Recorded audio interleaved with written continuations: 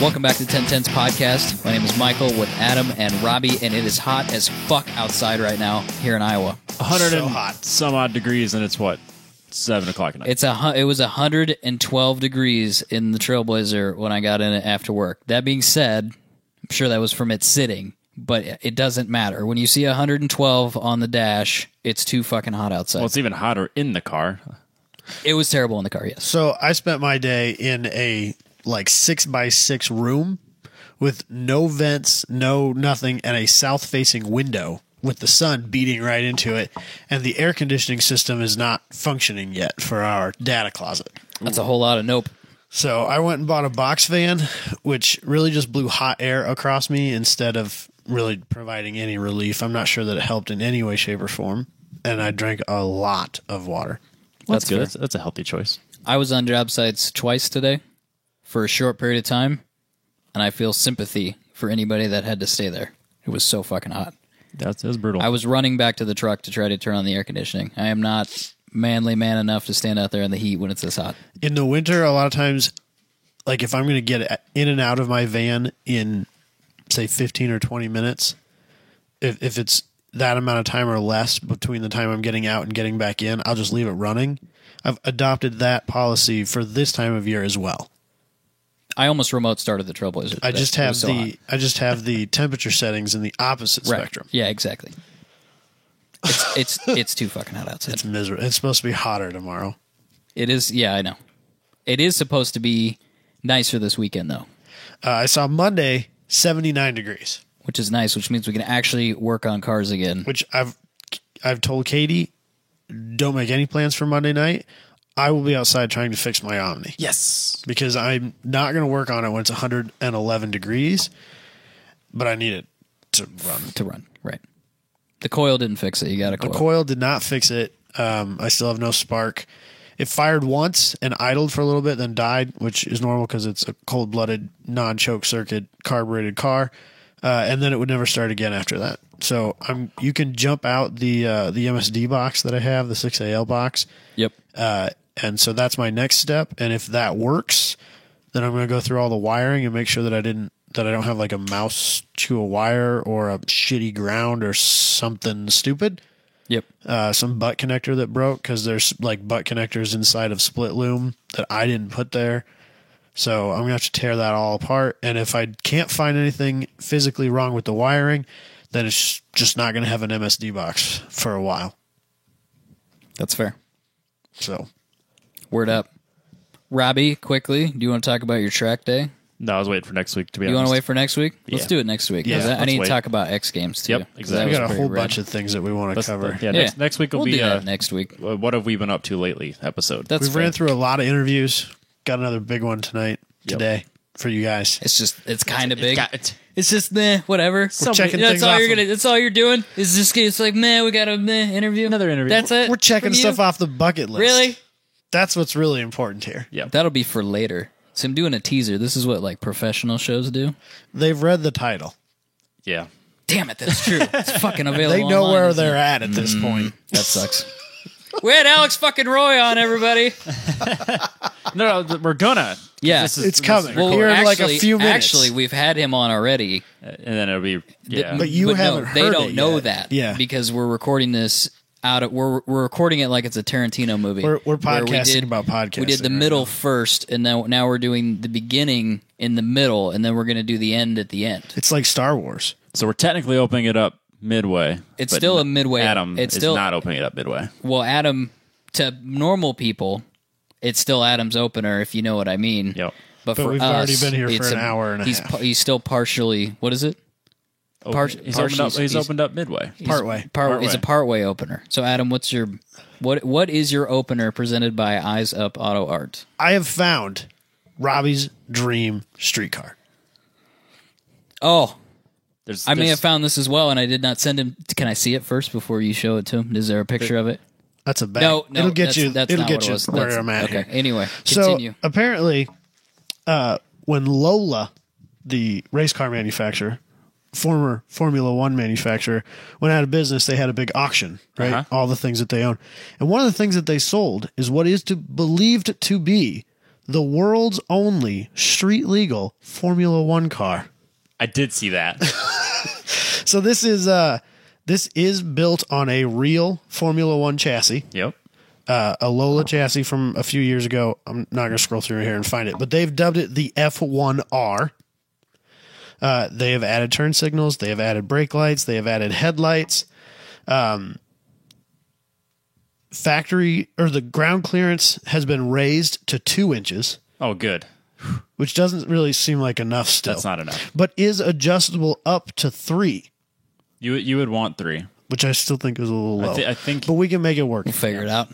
In lieu of the 97 spec V8 and semi-automatic transmission, it uses a 2-liter Cosworth 4-cylinder with a 5-speed manual transmission from a Porsche G50 transaxle. That's awesome. So that's cool.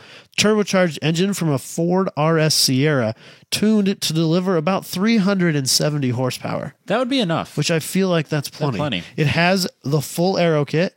Yep. The front wings, or the front wing and splitter setups, the rear wing, the whole under tray is all there.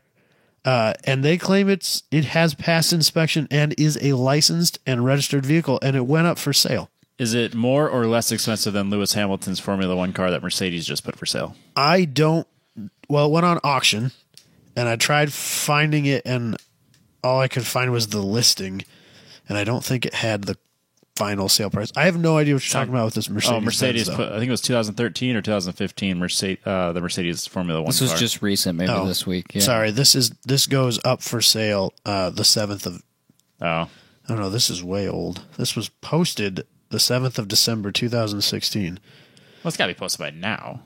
I think you missed it, Robbie. It doesn't have a unfortunately. sale price. You're going to have to find If I have to the ask. guy that bought it. That's afford probably it. part of the problem. So, No. You're going to have to track down the guy that bought it, and you're going to have to offer him ungodly amounts of money. Yeah. I don't have ungodly Just for amounts the of money. luxury Yeah. of driving an F1 car on the road, if that's really what you It want. might be worth it, though. so then I have to ask. What car did you pick? We'll get our fan interaction going here again, because I like doing this stuff. I can tell.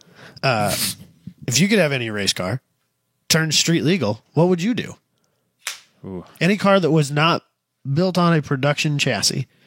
I mean, we're talking full prototype or Formula One, whatever, IndyCar, open wheel, or prototype cars converted to street legal use. Which ones would you choose? Gosh. I did not have enough time to think about this. I would go with Audi's LMP1 car from just a few years ago. The last one they made before Dieselgate cut them out. You got anything, Robbie? I got to see if this number that I've come up with is a real thing here. I think the one that I was thinking of that was pretty rad was the Porsche 919, or That is Porsche's current LMP1 car. if you want to get real crazy, which I think is probably what I would do, is the Porsche 917. You know what I'm saying? I think there are street legal really? versions of that car. Oh, well, that's crazy. That'd be Replicas, pretty sweet. of So this would course. be, this would be, I don't know what era this is. This probably, see if I can find a year here real quick. 1970 Le Mans car. I think that 1970. I think that there are a couple of replica street legal versions of that car. Interesting. It's a pretty cool car. I don't know. There's probably some Maserati or Ferrari buried somewhere that I can't think of right now that I would probably choose. But God, who knows what? I mean, in the pantheon of All race Ferrari cars? prototypes, especially when you're just put on the spot, because I didn't give you guys any time to think about it. I'm surprised I came up with 917 or 919. But can you think of one, Robbie, at all? Yeah, the first one that jumps to my mind is the original GT40. That's a good one. Because that wasn't a street car until way after the fact. I suppose, but I would want an original one, though, not a kit car. You know what I mean? No. Yeah, It would have to be for sure. like authentic. Yep, I'm with you. Or even the Ferraris from that era, the 60s. so what S chassis did you find that's Robbie's dream car? No, I found a van, and I need to go back and find it because Robbie's A van is Robbie's dream into street car? the mini JDM K vans. Oh, that's right. Key vans. He has a weird love for those. I would have never pegged It's him. so as- practical. Now, Yeah, but I can't believe dude, you if like I could that. find I could drive it. if I could find the key truck thing, but it was not stupidly expensive, I would probably buy one. Yeah. because they're fucking sweet. You're talking like what they had the Grid Life vans. Yeah, Yeah, but I could drive it to and The from truck work. one, get I'd drive it. groceries. You wouldn't be able to get me out of it. I would be like handbrake turning that shit, Yep. drive it flat out like a moron. flat out doing 30 miles an hour. Dude, it's got 12-inch wheels on it. Tires have to be like $4. No, they're probably really expensive because You can't they're- find 'em. You can't get them. It's a supply and demand thing. Don't shit on my dreams. I'm just I don't need your negativity. So I'd get a sweet truck. I'd get one of the sweet truck ones. I don't want the van one. I want the truck because I want to take it to Home Depot and confuse people. Yes, that's exactly what I. You know what I mean? plaster Beck Electric on the side of it. Ah, man, it's just Tax it'd be a write-off. sweet van. I think, or a sweet truck thing. But I found a van that I'm pretty sure had a 3-liter Nissan motor in it. It wasn't a Key. It wasn't one of the Key vans. It was bigger, but it was from like right-hand drive imports or one of those things. Right. But it had a 3-liter Nissan motor in it. I was like, this is Robbie could daily this. I desperately want a Toyota Previa because they're mid-engined. They're basically an MR2 With a van on with it. a van body because they're mid-engined and you could get them supercharged and manual. Would you get that, or would you get the Dodge Caravan, the first gen? No, I'd get the Previa over the Caravan for sure. Oh, okay. Because the Previa is rear-wheel drive. Interesting. Mad drift Previa. Yo. What is the what's the Tofu drift fan? What is that? I don't have the Is that slightest clue, Previa? but probably. It must be a Previa. I don't know what you're talking about, but yes. Maximum drift cast. don't- Remember how we talk about other podcasts on this podcast? Yeah, but I don't because we follow. Suck at I don't do like podcasting. Maximum Driftcast that much. I've tried to get into it. I've listened to a few episodes. I'm just not. You've made some people very angry. I'm just not. I'll be there. very honest with everyone. This is the most I've ever listened to podcasts in my entire life. Was this week? He was prepping for our No. forthcoming. The guest that we haven't That's- talked about yet. That's actually not true. I listened to Ross Bentley's, and then I actually listened to Car Talk, original Car Talk. See, I can't do Why? that either. Why'd you do that? Super I don't uninterested. know. I was in just that. I had You were just doing. my week was full of desk work, so I just listened to podcasts for like the first time ever. Did you listen to Ross Bentley before you did your track day, or did you just happen to listen to Ross Bentley after? Oh, okay. No, I just had to listen to him after. But Oh, okay. I just thought it was kind of funny. I've been on a huge Joe Rogan kick. That's all I've I've done been that. For the last 3 years, it's no big. doing. No, but like in the last 2 weeks, I've like dug into like really weird, and I find like human beings and what they're capable of and what they're capable of like finagling in their mind very interesting. And he talks to people that have weird shit that happens to them. You know, He's dangerously close to that 4-digit episode mark. I know he's at like 9 something. He's in the 9-8. He's in the upper nines. It's crazy. That's 3,000 hours of podcasting, Robbie. That's a lot. Minimum. Yeah, because most of his are longer than that. I just started one on my way here. It's over 3 hours Yep. with the lead singer of Tool and That was a good APC. one. Maynard. Yeah, Yeah, that was a good one. yeah. So anyway, Actually, when you first opened up on your opener, and you said that you had found my perfect streetcar, my first thought was to this week when like I had my mind blown on Instagram. Bye. When I started following DDR Motorsports and then right. liked a couple of their pictures, and then they immediately turned around and liked the last 13 of my pictures. So my whole news feed was DDR Motorsports, and I'm just going, "Oh, I want to buy one of these so bad." Did they follow you? I think so. Oh, sweet. I can't, one day I will day build you'll my have one. kit car. I think it's will funny be that we still one. fan out about the strangest shit. I don't know. It's just we're weird people. Yeah. It doesn't matter if the podcast is bigger. We're still weird. You know what I mean? Like Yeah. you can't take Yeah. that. We could have like 1 million listeners, and we would We're still still be super. we're fucking still weird. broke as fuck and strange. We're just normal people. We just have a podcast.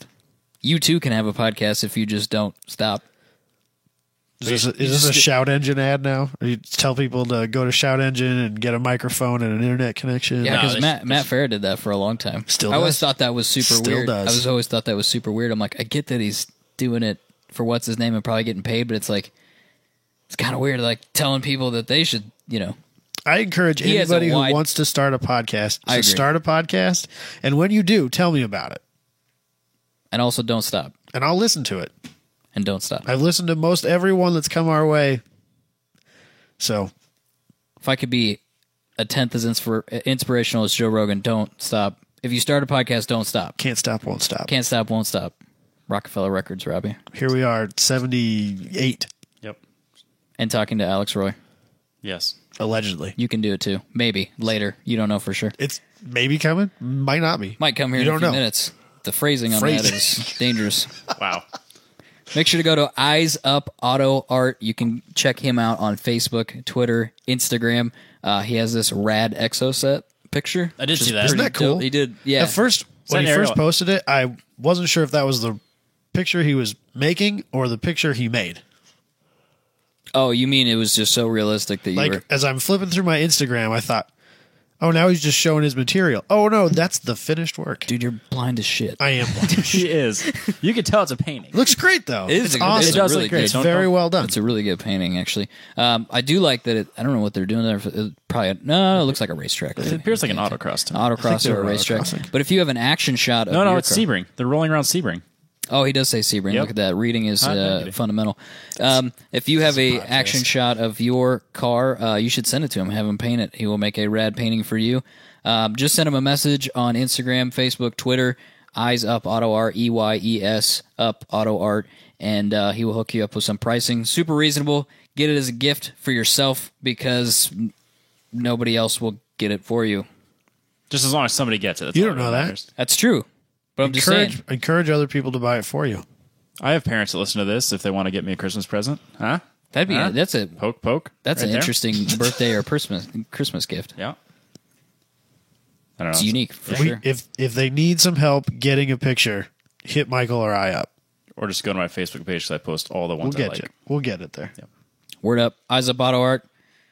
Shall we move on to the next thing we have? Oh my gosh. Are you We ready? have an Rob? interview. We have an interview this week, which is you guys are Kind of become the norm. yeah, it's become the norm here in the last few weeks. But Robbie threw out a line to Alex Roy, and he said that he would come on the show. And if you guys remember the show that we did a year ago, apparently, where we did bucket list items, and Episode 30. the only person that's done anything Robbie. on their fucking bucket list is Robbie. And so one of the things that was on my bucket list that I'm going to consider completed was I wanted to have dinner or a drink or Whiskey. something You want with, to have a whiskey with Alex Roy. And I'm going to count this because we got to talk for an hour. Should have drank a whiskey. Oh, fuck. Damn it. I would have right actually, there. God damn it. Is. It's like 10 feet away from me right now. Anyway, so I'm counting this as my bucket list. Yeah, it was a sweet interview, and he's a cool dude. And I appreciated him sharing some more insight on some of the things he's been doing lately, because it was hard to tell if he was a proponent of self-driving cars, which he is, but his stance on it is not black and white. And so I think it's a sweet interview, and let's roll it. Let's roll. All right, Alex, are you on the phone with us? I'm here, guys. How's it going? Oh, just the same, New York, worst car city in the world. Congestion. Stuff we don't ever deal with here because we have incredibly straight roads and very little traffic. If we're 5 minutes late getting somewhere, we bitch about it, but realistically, we don't deal with anything that you deal with there.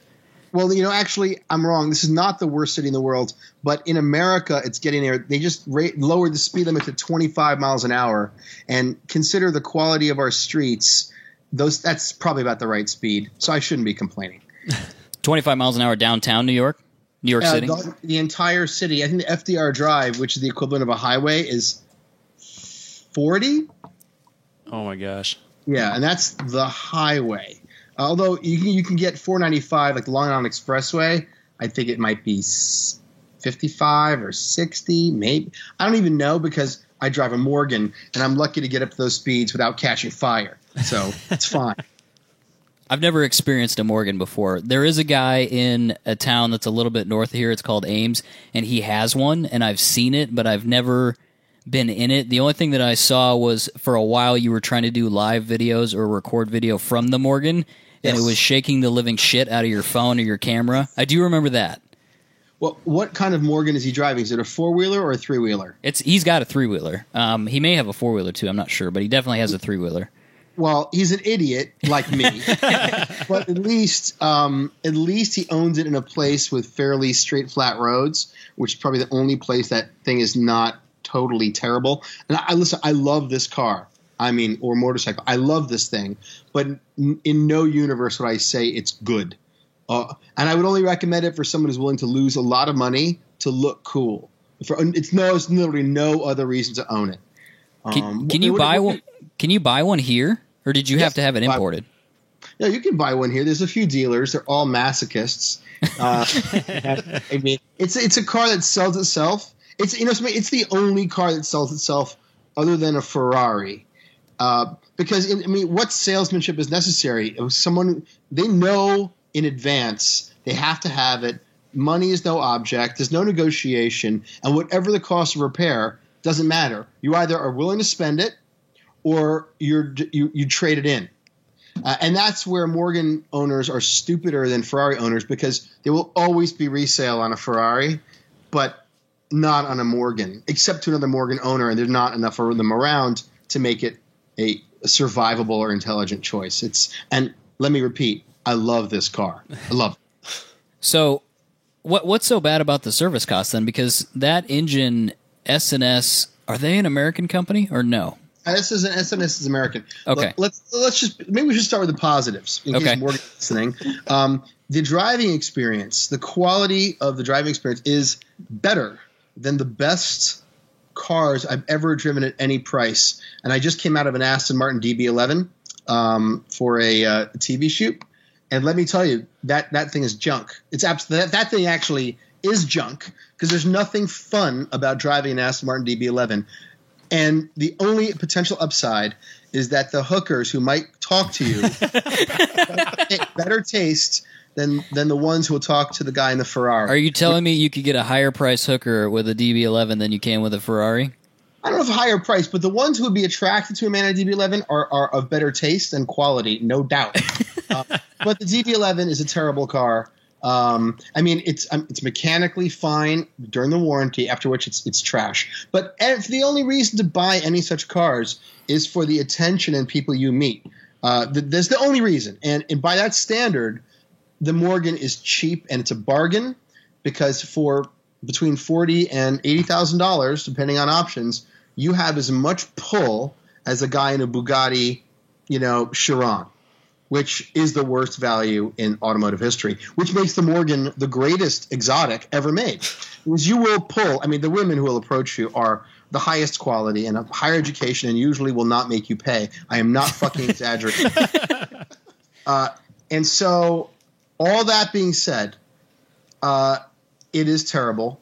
I've had the gas pedal break off, the brake pedal fell off, the pedal assembly within days of delivery of the first one. Both headlights fell off, vibration. I've had chassis cracks, the frame is wood that broke. This is my second one now, because when the first one went back for repairs under warranty, I missed it so much, I bought another one. I shit you not. And that is, is there any more brand loyalty than that? There's none. I think it's called Stockholm Syndrome. I don't think it's brand loyalty. Actually, that's exactly right. And so I came to be worse than the worst assholes who identify themselves by the brands they drive, because I felt like without a Morgan, I was nothing. And I bought another one. And it's insanity. So yeah, I've had every problem you can name, I've had it. But now I love this car. I found a mechanic in L.A.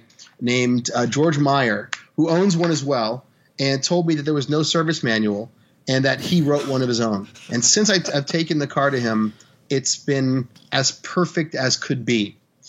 And when I say that, recently I was driving on the FDR, and I hit a bump. And the bump shorted out the RPM gauges and the fuel pump, and the thing just came to a stop in the middle of the highway. So that, for me, wasn't bad compared to the prior problems I'd had. And so I still drive it almost every day. So do you have two now or just the one? Just the one. It sits downstairs. I try not to drive it on days where it's above 90, because I installed an aftermarket temperature gauge. And when that thing floats, it floats at the end of the green zone. So it floats at about 210 degrees. And once it gets there, I get a little nervous. So. Yeah, no, I get that. What else? I can't even keep track of what I own some days. What other cars do you own besides the Morgan now? I've got the 2000 BMW M5, which was the Cannonball car we used to set the record. Yep. Which is incredible and awesome, and I love it. And still has all the gear totally period correct, 2007 criminal build out, and it sits in storage. I drive it like once a month, a little bit. I feel like I'll sell it someday or donate to charity, but that the value is somewhere between, because your market value for an M5 with 75,000 miles, a 2000 is probably about between like 10 and 20,000. But mine, I'm waiting for it to rise to about 250,000 before I'll sell it. And I think someday, if cars are if a human cars are banned, I think that a car that set a cannonball record might be worth a lot more. That's true. And then what was that bullshit I saw the other day on Bring a Trailer? Somebody sold, I think it was that generation, wagon 5 Series manual. Was it even an M car? Like what? I don't think so. It was like $130,000 or something like that. How much? 130,000? Yeah, I Really? think it was 130. Yeah. There was something weird about it. Like, did we never get the wagon or something? Maybe it was a gray import wagon, M car or something. Really? M5 Tour? I'm looking at it right now. I don't think it was ever sold here. Interesting. Well, yeah, here it is. Road and Track did a story about it. That's interesting. It was built for the Italian market, and somebody imported it. And it's a 95. It's the prior generation. And you know something? It looks like a mint car. And I'm not saying it's worth 120 grand, but that thing is pretty fucking cool.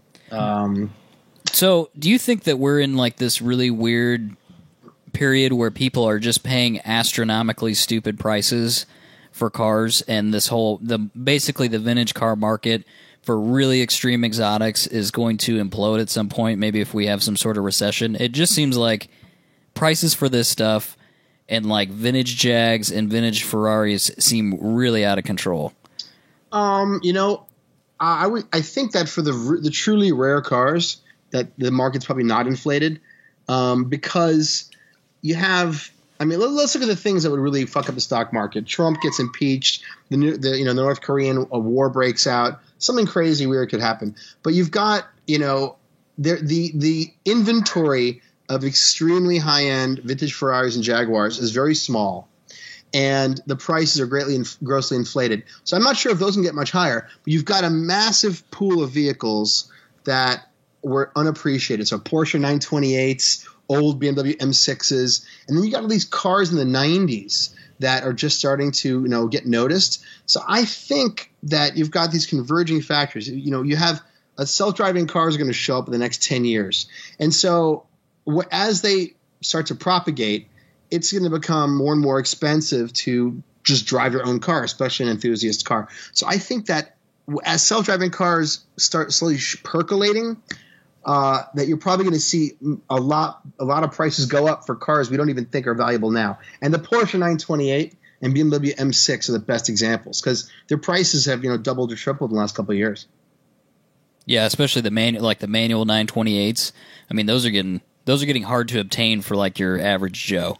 Yeah, and those cars are still, you think about like electronics and modular construction. The last year that you could really buy a car that you could still work on reasonably and, with not too much, from BMW at least, was probably between 2000 and 2005 was like the last BMWs that we could still do something with. And I think that those cars will appreciate. Like I think 2002 was the last year where every BMW made was cool or interesting. Yeah. And I think that those values of any car that's predominantly analog that you can work on yourself will go up gently, and I think they'll plateau at worst. I think cars from like 2003 or 2004 through today are never really going to appreciate because the parts, the styling, I just can't see them in 100 years being classics. But the last analog cars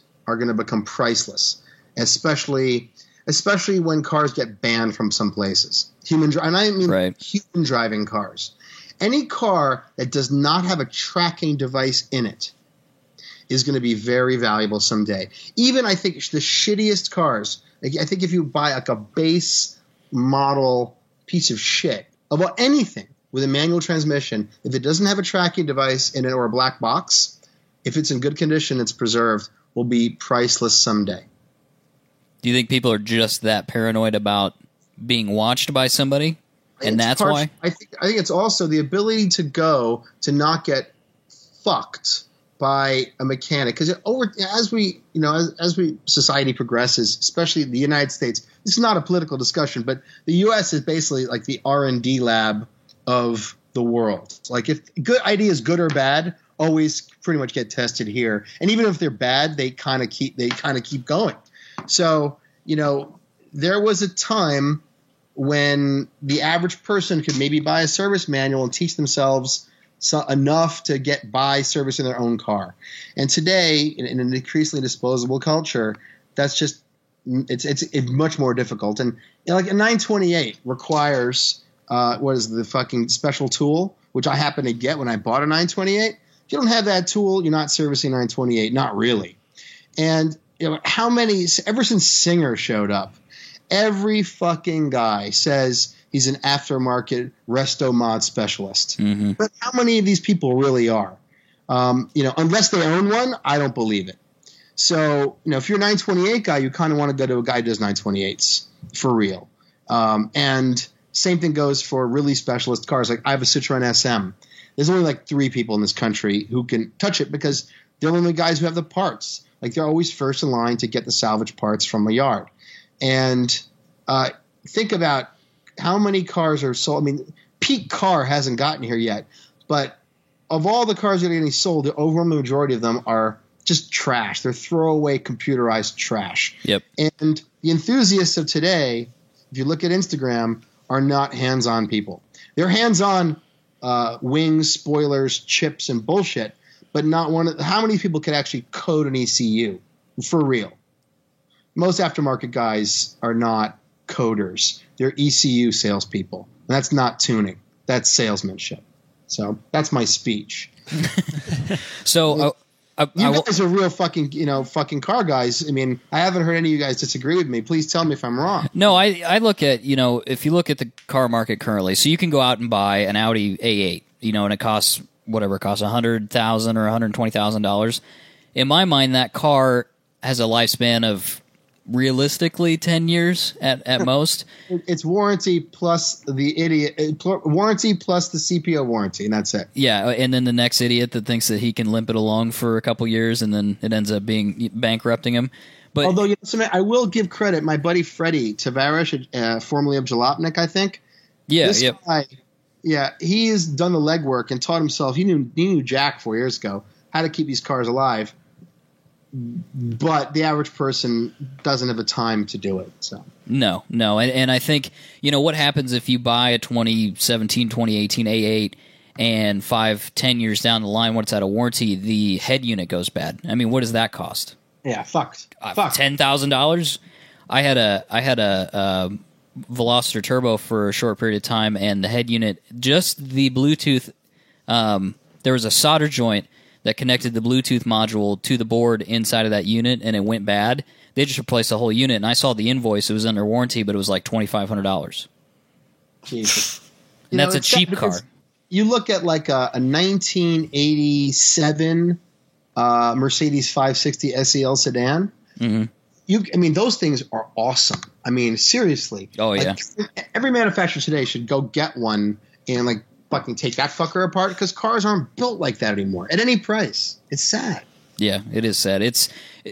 Selling cars has become a gimmick in my mind. You know what I mean? It's like how much glittery digital bullshit can we put in this car to trick people into buying it, into upgrading. Like, and why? the worst is fucking in-dash GPS and infotainment. What a bunch of fucking garbage. Yep. I had an 03 WRX, and I went to Crutchfield and bought all the gear and all the damping materials, and I installed an awesome stereo. And when that car was stolen, I was so heartbroken. So I put so much labor into it. And now everything requires adapters and junk. If you want to do the upgrade systems in cars today are the biggest fucking racket. I'm also in the high-end audio business, for home audio. Mm-hmm. And most of the brands you see in cars aren't really designing the stuff that's in the car. They're licensing their name and to put the badge on the car. And maybe like Bowers and Wilkins, if their name's on a car, like a Volvo, it's really a Bowers and Wilkins driver, and it's quality. But if it's almost anything else, it's trash. I mean, it's horseshit. And it's sad. Like Mark Levin, you guys have heard of Mark Levinson audio? Yeah. Mm-hmm. So Levinson, he sold the company to Harman International like 20 years ago. And if you want to buy a Levinson amp from them today, the cheapest Levinson amp is probably $5,000 or $10,000. But the Levinson upgrade in a Lexus is $3,500. So there's clearly not something's not right there. Levinson thing in that car.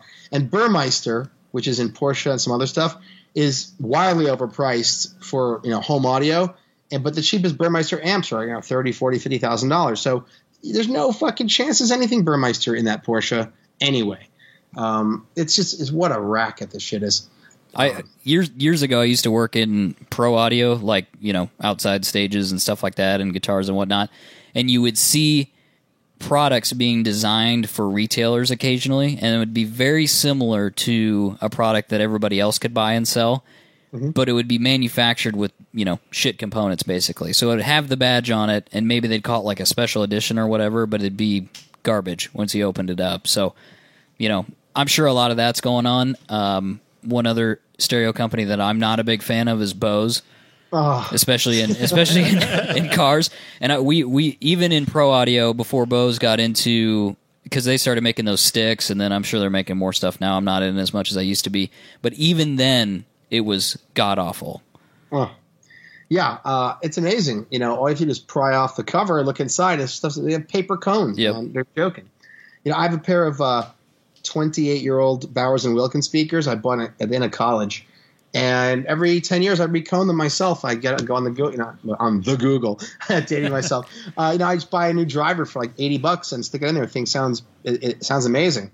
And it's sad that we live in such a commoditized culture, and people these kids go on Instagram and obsess over brand new supercars and don't learn how to drive, or even think that an inexpensive sports car can be awesome, awesome, and that's just sad. Every time I say, I live in Lower Manhattan, and people always say, "Oh, I heard you're a race car driver." I say, "I am not a race car driver, but I have been to the track and I have done some racing when I could afford to." And then I say, "Oh, well, what cars?" I'm like, "Oh, Mazda Miata," and that's really the litmus test. If their eyes light up, they know, and if they make a face, it's like I can't be friends with them. You just walk away, cut your losses. It's just sad. So. Yeah, it is. And everybody, speaking of Instagram, everybody on there seems to try to be someone that they're not. Oh. So, and I'm sure you run into a ton of that, but Yeah, I should know because I put on a big show of being like, I never said I'm a playboy, but people think somebody else did though. A lot of people. For a while. It's like people assume a lot. About how much money you make, what you've got, based on the dumbest symbols. And I was so glad when Shmi 150 started doing his shit. Shmi 150, right? Yeah. So it's so great when he does videos, because I can point to him and say, now there's a guy who inherited a lot more money than me, and that guy sucks. Yeah. Well, yeah, and to be fair, you actually are, because you're up by car. You run that company now, correct? Yeah, that's a small business. It's just sure. A couple of people, and Your By Car was only ever, at its heyday, 5 or 10 people. Now we're like 5 people. So that's that's a small. It's always been a small business. People always confuse it with Europe Car and think we're huge, and we're not. And people also think, oh, you inherited the business, making millions. That was never making millions. My dad never did. My dad was a really smart guy who saved every penny, and when he died, I was a really smart guy who only saved half the money, and the rest of it I spent doing stupid shit like Gumball and Cannonball. And so that was young and crazy, but time and introspection goes a long way, and also meeting a lot of folks who said they were inspired by my old Gumball videos and shit. I always tell them, like, something, if you ever want to have that much fun, call up 5 friends, go on Priceline, book some motels, and don't tell anybody. And you will get no tickets, and it doesn't matter what you drive. Ever. It doesn't matter what you drive. And, that reminds me, you guys haven't asked me why I own the Morgan, really, but I'll tell a story that I almost never tell. I was on the Gumball with Charles Morgan Jr., who probably was in his 50s when I met him, and he was the grandson of the founder. And we were at at some Air Force base in the Southwest, and he had a Morgan Aero 8, and it was 2003 on the Gumball.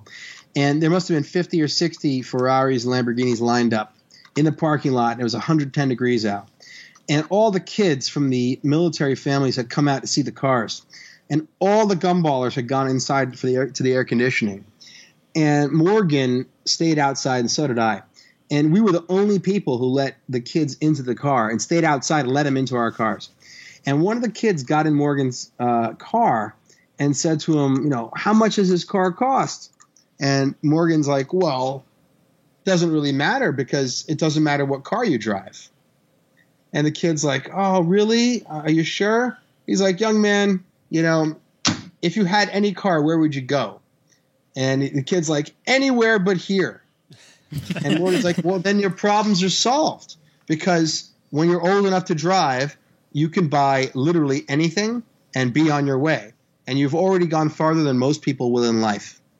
And I thought that was the most beautiful speech. The CEO of like an exotic car company to give to a kid as a lesson in life.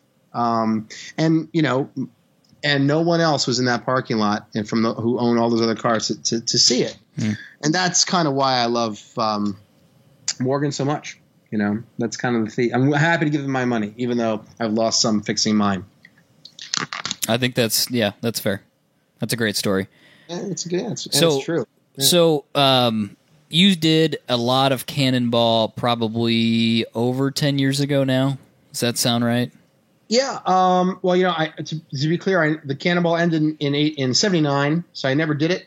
But Gumball, sorry. Yeah. Gumball. I did the Gumball 3000 from 03 to 07, and then I went cross country with my friend Dave Maher in 07. Oh my God, 06? Yeah, 07. So, but Cannonball, the word is kind of applied to any like long distance drive nonstop, and has been kind of co-opted. People use it to describe pretty much any fast driving.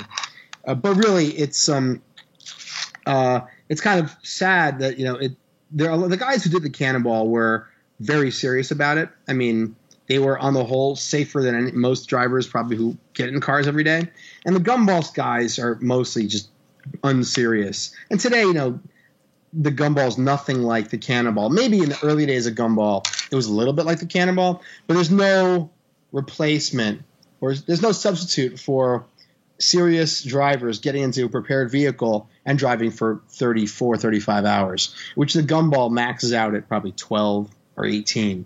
Because the Gumball goes, it's like a 5-day trek across the country with hotels and a big party every night. And yeah, it's you got 100 cars on it, and 5 cars, 95 people looking for a party, maybe 5 cars are serious people, and the serious ones don't go back, especially today because it's like 50 or 100 grand to enter it. In 2003 when I went, the entry fee was $12,000, I think, and I'd say a half or 2/3 of the field were people in not big cars. Like there was guys in like a Civic Del Sol.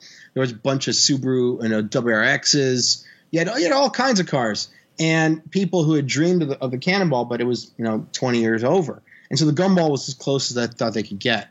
And so that was great because everybody mixed together. The supercar owners would hang out with the guys in the cheap cars. It didn't matter.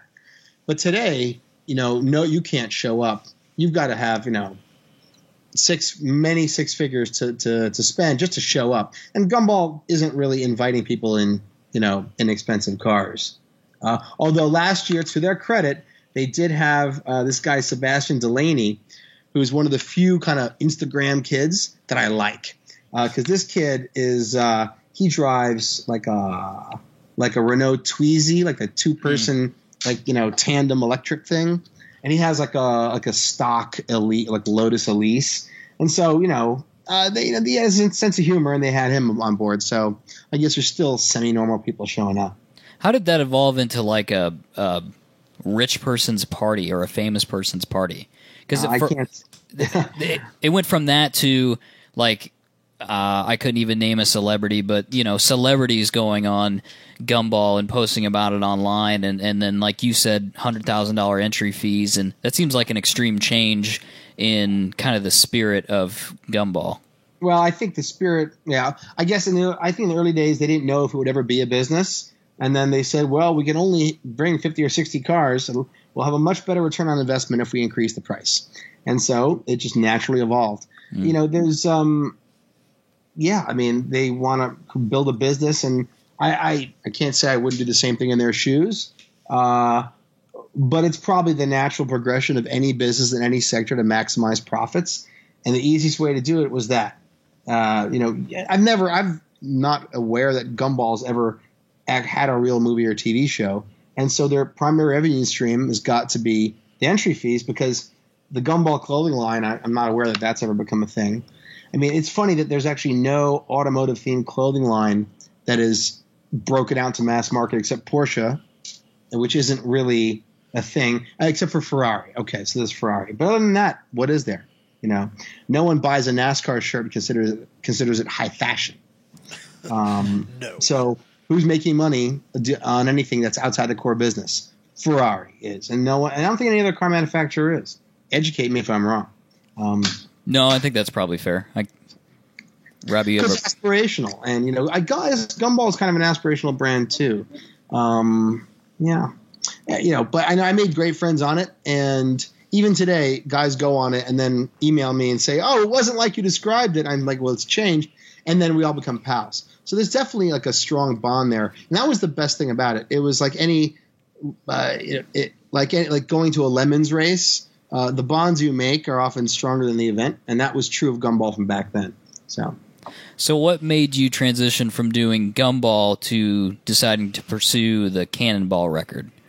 I wanted to impress my dead father. Also, I couldn't go on doing Gumball forever because it was getting expensive. Even though I got in for free or half price, it wasn't a career. And I had this fantasy that this is 2006, 7, 5, and 6. I had this fantasy that I'd break the Cannonball record, and then I would magically transform into Jeremy Clarkson. And there was no YouTube and Facebook didn't really exist back then, or they had just started out. And so I had no model or example to follow. I figured I will break this record. Clarkson's not a race car driver, neither am I, but I'm so entertaining and handsome. Who the fuck wouldn't want to make me the next Jeremy Clarkson?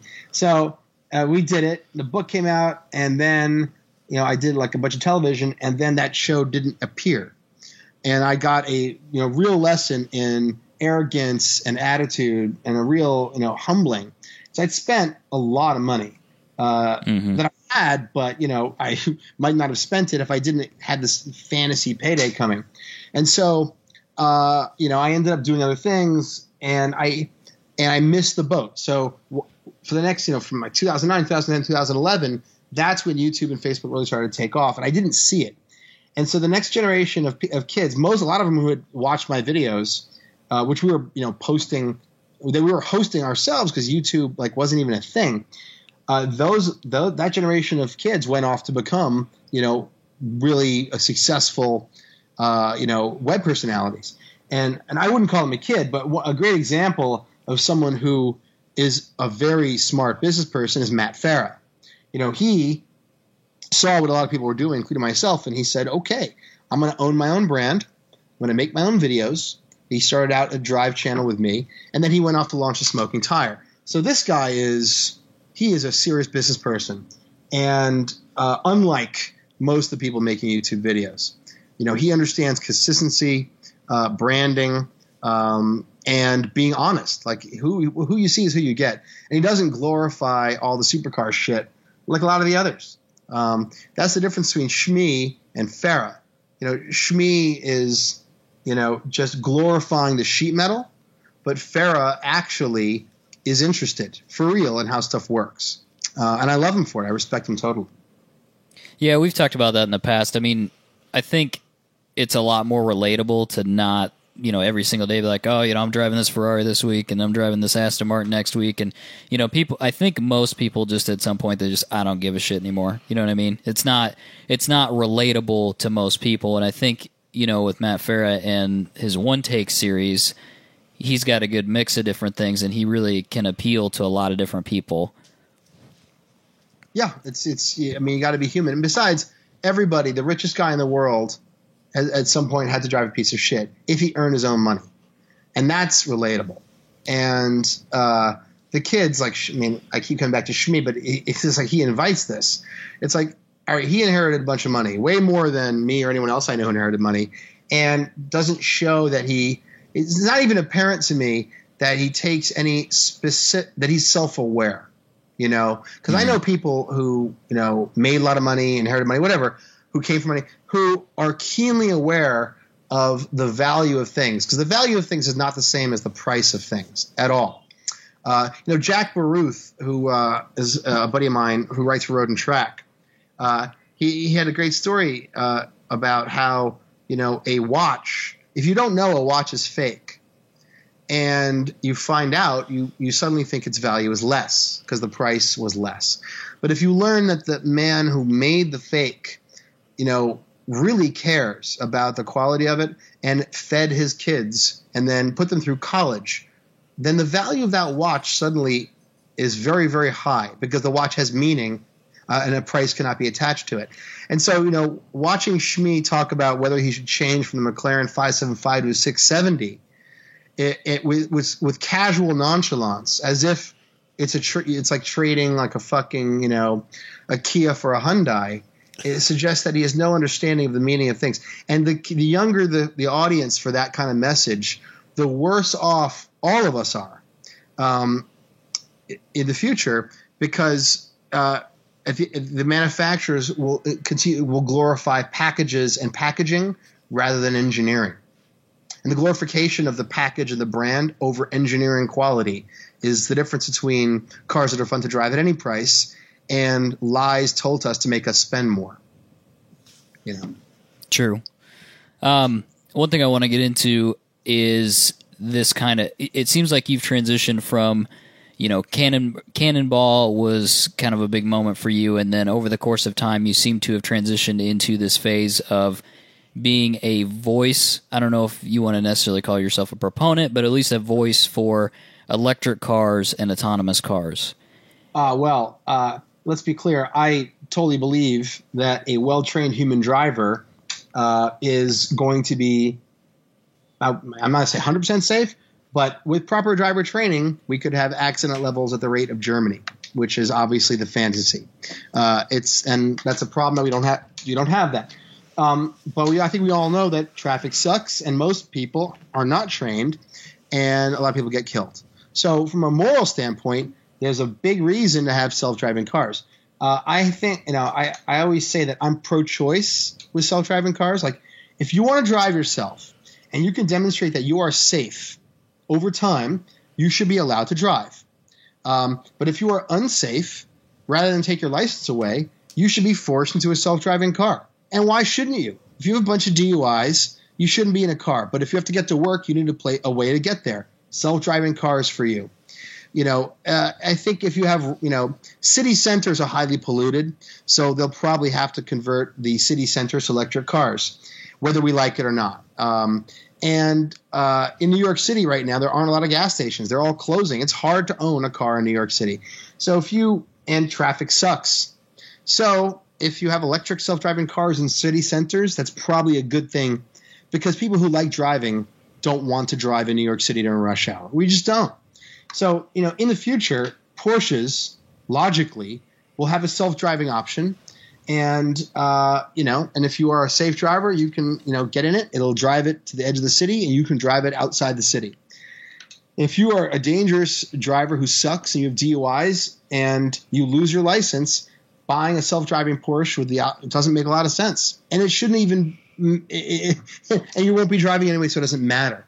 But I really believe that we should have a choice, because driving is not like guns. There's no Second Amendment for driving. So if we want to have the option to drive in the future, people who love driving need to band together. Like, we're going to have like an NRA for human driving. And the only way to make that work and to protect our right to drive, because we don't have a right, it's a privilege, is for us to fight against laws that take away our choice, which means that we have to fight for higher driving education standards, and we need to do that before we're forced. Because if we don't, our grandkids won't be allowed to. We won't even have a choice. And it starts with like insurance companies. Every time some kid gets a ticket for speeding, he's feeding the governmental machine that creates a cycle of speeding tickets pay for government. Government needs to issue more tickets to make more money. We'll issue more tickets, and that cycle is going to make it really expensive and difficult for young people to drive or even own cars. And that's why driving safer at all speeds, and especially if you're going to go over the limit, which is for most people stupid, has to be done safely and professionally. And I hope that that's the takeaway from all the stuff I did cannonballing around. We never got a ticket when we were serious. We never got a ticket. When we were fucking around, we got tickets. But when we were serious, we never did. Are you aware of SCCA has a program called Street Smarts? Is that right? Or is it Street Survival? Street Survival. Are you aware of that? I'm aware of it. Okay. But the problem with that program, like all programs that have ever happened up until now, is that there's no serious effort between car manufacturers, car dealers, and the SCCA to connect that on the ground in the car buying experience. Like for any of this to happen, for anything like I'm describing to happen, there would need to be a consortium, or like BMW would basically have to give you a discount on insurance if you sign up for SCCA on a dealer level. Mm-hmm. And if you, I know it's been done on like an individual dealer level. It has to be a national effort. And that I'm sadly to say not optimistic that any of this will happen, because car manufacturers have no incentive to get involved. They don't want to be and they're happy to build self-driving cars as long as they get paid. It doesn't matter what they sell. What's going to happen is manufacturers are going to split down the middle. You're going to have brands like, I don't know, call it Honda. Let's take Honda or Chevy, whose 99% of the cars they sell are not fun to drive. And they're going to get into the self-driving car business, and people are going to forget that they ever made cars that were fun to drive. And Honda doesn't make anything today at all. I mean, and then Chevy will have the Corvette, say. And so these manufacturers have no incentive to fight to invest in or fight for human driving. Brands like Porsche and Ferrari have every incentive to invest in driver education, because without human drivers, their brands are nothing. So you're going to have this huge political split. And since those manufacturers don't make cheap cars, this cycle is going to feed itself until human driving is too expensive for the average person to want to do. And maybe a manufacturer like Mazda that is like affordable and makes, branding around fun, affordable driving passion might have a shot if they aggressively push to teach people to drive. I don't know. I'm not optimistic about it, but this is going to happen in the next 20 years. And like, I'm trying to think who else. I mean, who else has BMW is a driving brand, but the majority of cars they sell are to people who don't care about driving. They're not interesting cars too. Yeah, a lot of them. So Mercedes. So BMW could split their brand between BMW for normal people for self-driving and M for human driving. And then they have to put them in different dealers. And then M driving, and BMW, partners with an insurance company. Who knows? I mean, parts of this country will always be free, like Montana, Texas, Florida, any red state that has a lot of space, you'll always be free to drive a car. But if you're in a blue state that's urbanized, it's going to go away. Do you think it'll break down to the state level, or do you think it'll be a federal mandated, we're all going autonomous by 2035? Well, that's what we're trying to avoid, but, yeah. I think what's going to happen is every car made in America today has certain safety equipment, and we all, everyone follows the mandates, but California has higher standards. So I think what you're going to have probably something where this is going to evolve. It's not going to happen all at once. I think you're going to have a bunch of accidents in self-driving cars, and then different states are going to come out and ban them, and different other states are going to insist upon them. And so manufacturers, since the ability of a self-driving car to operate is determined by software, not hardware, manufacturers will include all the necessary hardware, and the software will work or not based on where the car is. And you're going to have this patchwork quilt. The federal government will have a very hard time forcing cities and states to allow it. They'll have a very easy time with cities and states banning it. So you're going to have like this multi-layered permission system, and over time, the self-driving cars the safety will have to catch up to the patchwork standards. I can't imagine how else this will work, because once there's an accident, once one of these things hits a van full of nuns, it's a lot of people are going to come out against them, and that's what's going to happen now, because yesterday a congressional subcommittee basically came out and said companies can do whatever they want. There are standards, but they're so loose that it doesn't really matter. So like Audi is releasing, and besides, it doesn't even matter what the feature sets are called, because these whores in the media and the whores in public relations. Didn't I tell you guys I was going to be honest? Yeah, exactly. We appreciate the honesty. Did you expect the honesty? Because I don't usually talk like this, but the whores in the media, like the ignoramuses in the media and the whores in public relations for the manufacturers, will attach the word self-driving or autonomous to almost anything, and to get headlines. Well, you called Mercedes out specifically on this, didn't you?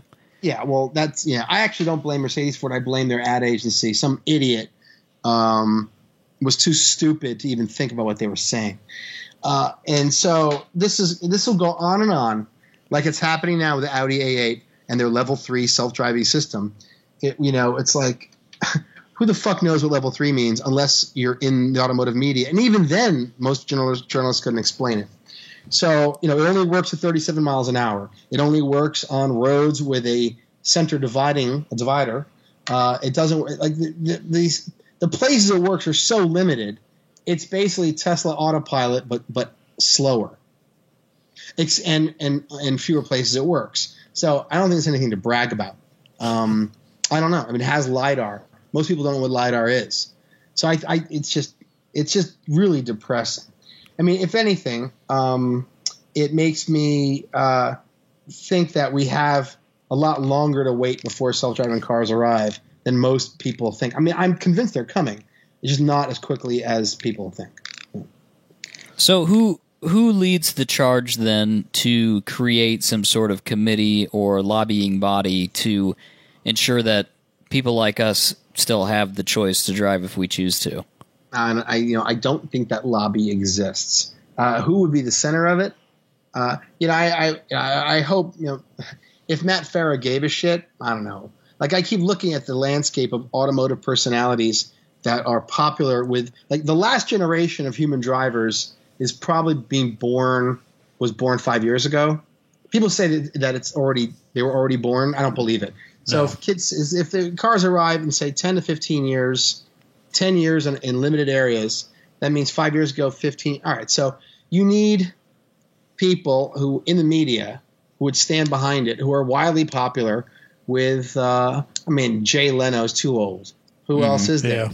Magnus Walker doesn't care, and he's not popular enough. Matt Farah, he's pretty fucking popular, and people respect him, but he's not, like, known outside of automotive. So who's known? Like, Seinfeld's too old. Like, There's no one left. Like, it's just, I don't know who that person would be.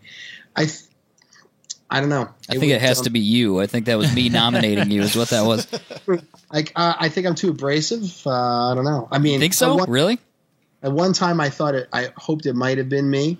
There's no question. Like, I'm not cynically, but very deliberately looked at the landscape of my friends in automotive media, and I said, all these guys are better than I am at talking about vintage cars or muscle cars or sports cars or whatever. Matt Farah, Magnus Walker, all these guys, they already have nailed down their verticals. So when I was like, what can I contribute to helping, car culture survive?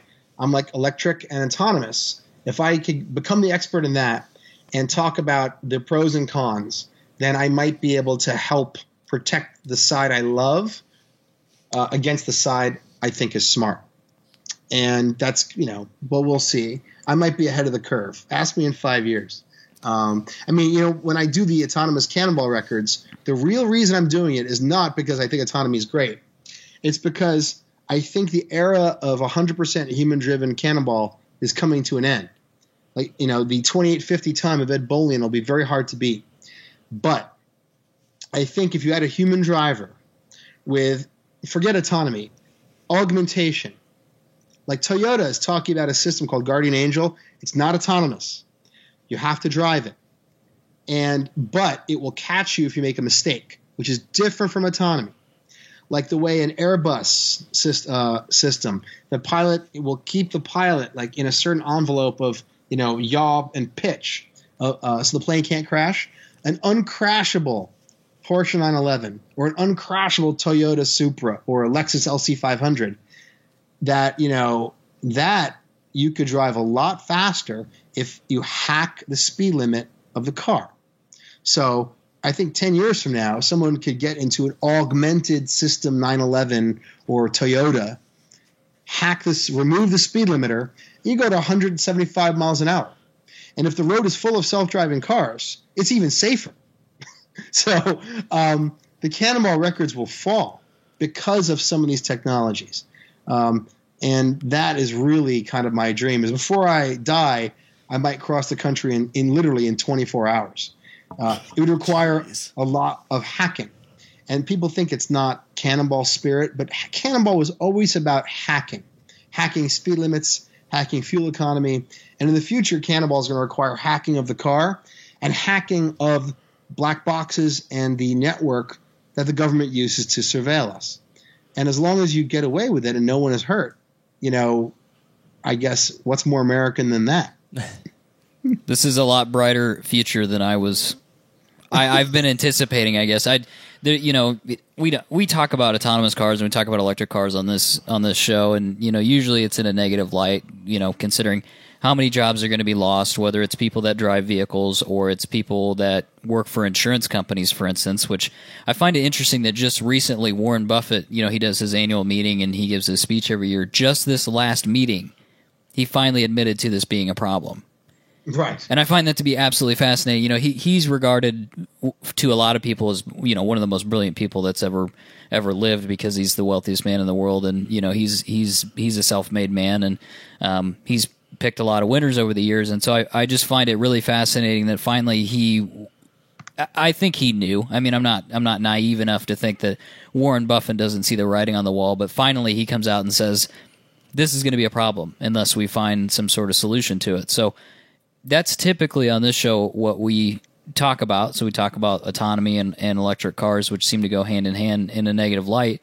And the pinnacle, I guess, for me was that eventually they're just going to say you can't drive on the road anymore, and if you want to pilot a vehicle, you're going to have to build one, and you're going to have to take it to a racetrack. So I find your perspective interesting, if not encouraging. Well, I suppose. I'm more hopeful than I was before this conversation. Let's put it that way. Let's think about that. So let's deconstruct both our positions. Automation's an opportunity and a big problem.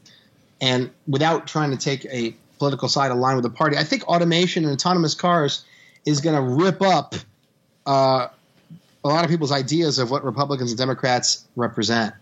Because people automatically assume big government, self-driving cars will be forced into them, so Democrats must be in favor of that. But, all the jobs that will get lost. Then you have Republicans, who dominate the government right now, and Elaine Chao is the wife of Mitch McConnell. She's the head of the Department of Transportation. She has no fucking clue what the autonomy levels are. I mean, you read her interviews. And the first people in line to lose their jobs to automation are red state voters. So, trucking is a huge industry.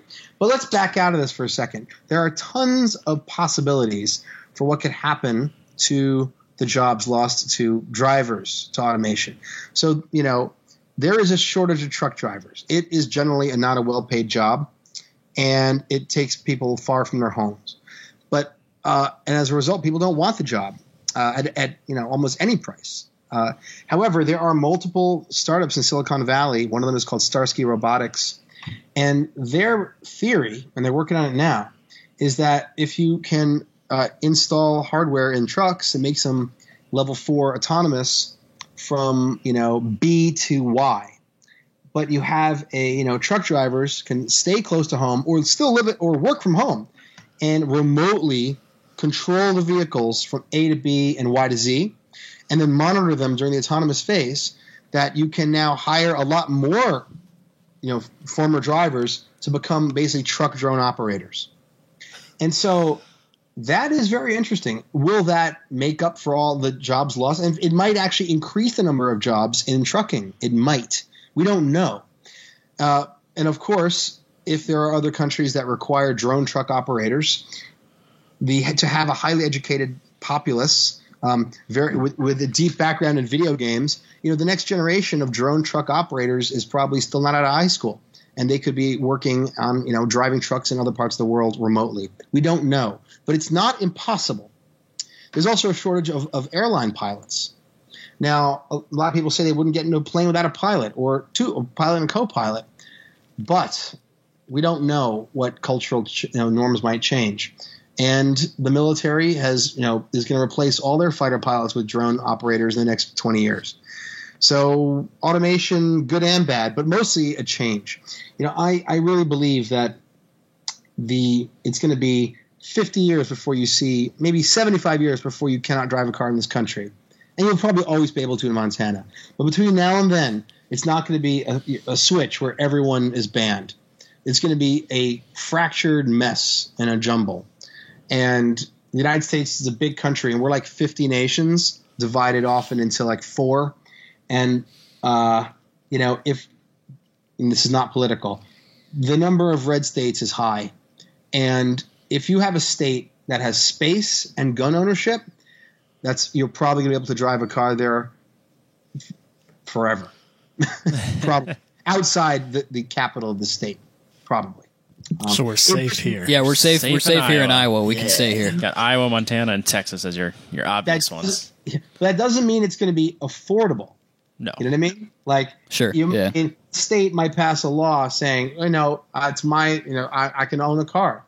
Doesn't mean if the Republicans are against the Obamacare mandate, which forces you to buy insurance. Let's just back this out. And again, I'm not taking position. I don't think my political views have been stated in this, have they? No, I don't think so. Really. You're fine. Separate.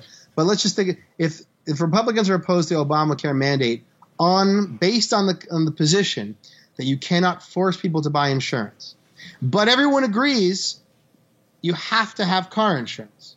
It's illegal not to have car insurance. Well, then, but the Republicans are against price fixing, although they do. There are assigned risk pools.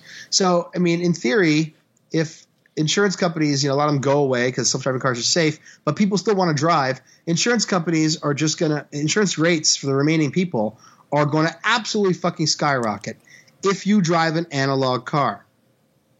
But if new cars in the future include Guardian Angel technology from Toyota, so they are uncrashable, and you keep your hands on the wheel, human driving will survive. So, then actually it might be really, really cheap. So automation, if it's replaced by augmentation, it might still be possible. Now the real question is, will people still want to without that emotional, psychological, cathartic feeling that my life's in my hands? There's no question that the thrill of driving is that I could fuck it up and die. I mean, there is something there. You can't pretend it's not. It's why paintball and gunfights are not quite the same thing. It's why sword fighting and jousting are different from what's it called? Olympic fencing. Yep. When you're going to die, your calculus is different. So kids may not quite find driving as exciting as they thought, knowing that if they jerk the wheel, they're going to get saved. So we'll see. My hope, I guess, is that the core of us that are truly automotive enthusiasts will just have a last vestige that we can cling on to at some level. So, if this is really a hobby that you enjoy and you get a lot of joy out of, there's something out there in the market for you. Taking the market and saying that, okay, 95% of the people don't want to pilot their own vehicle anymore for whatever reason, that's fine. But for the small core of us that see this really as a hobby, we have something. And so it sounds like potentially that could be the case. I think there's something. I think the great news is that let's assume in the future, worst case scenario, self-driving cars everywhere, and then fucking hundreds of millions of cars around the world, and people still want to drive them. I think that racetracks are going to become the real amusement parks of the future. I think all these like bankrupt racetracks that are still sitting around like overgrown with weeds are going to be amazing investments, and they're going to become like a combination of amusement parks and zoos, and like mechanical zoos. And it will become awesome to have any driving skills and be alive in the future where young people don't have driving skills and where the older folks are able to go and drive and show what shit they can do that kids can't. And I think it's going to be amazing. And it's not going to be the open road, but a lot more people will go to tracks than ever went in the history of automotive and actually drive. That's my hope as well. Yeah, I'm quite sure of that. How you doing on time, Alex? I got to take off. I'm having dinner with my brother who hates driving and is an unsafe driver, and he's the first one to admit it. At least he admits it. That's good. Oh, yeah. He once drove past a marked police car at like 100 miles an hour. And I said to him, I'm like, how can we be related? So anyway, I hope that was fun for you guys. I feel like I went on a bit of a rant, but people generally don't ask questions going down this road. So no, we appreciate it. I got a couple quick questions if you don't mind. Shoot. What records do you currently hold, and what records have you all broken for the Coast to Coast stuff? So it depends who you ask. I'm asking you. Have you had Ed Bolian on?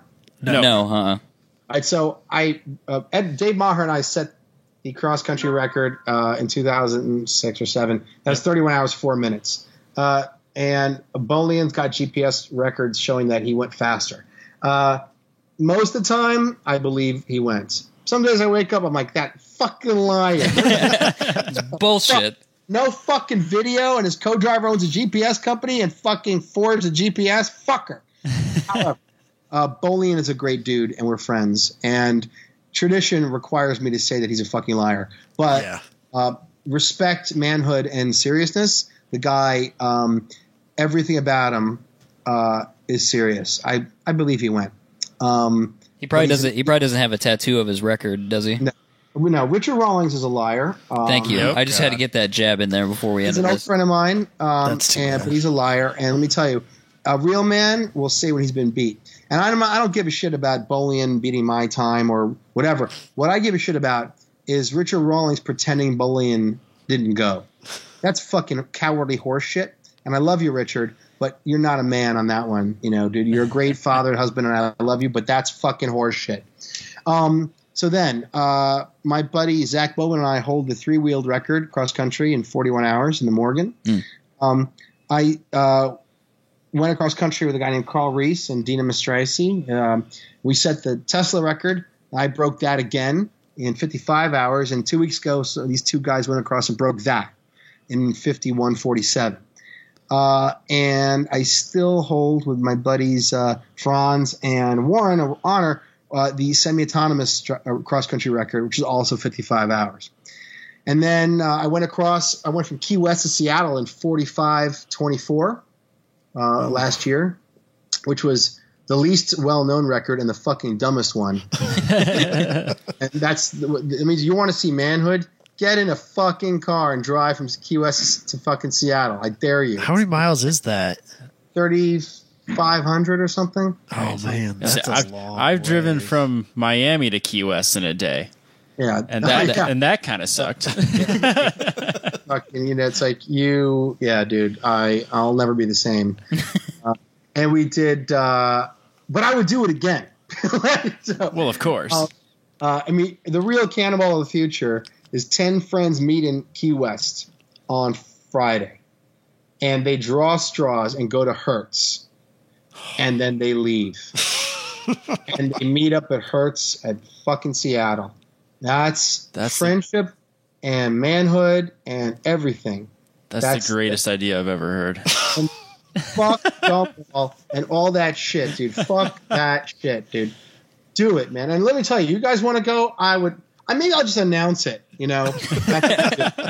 And because that will break the soul of every fucking guy on Instagram who's like, yeah, check out my fucking, Aero kit on the goddamn Aventador. That'll break their soul open and will never weep. So anyway, so there you go. I think that's what I've got. I don't know. Yep. All right, and then my last one. When you do these records, do you still prep like you did in 2006, like with the full gamut of radar jammers and like the 10 screens and everything? Well, we don't use as much stuff because I don't own all the vehicles we go in.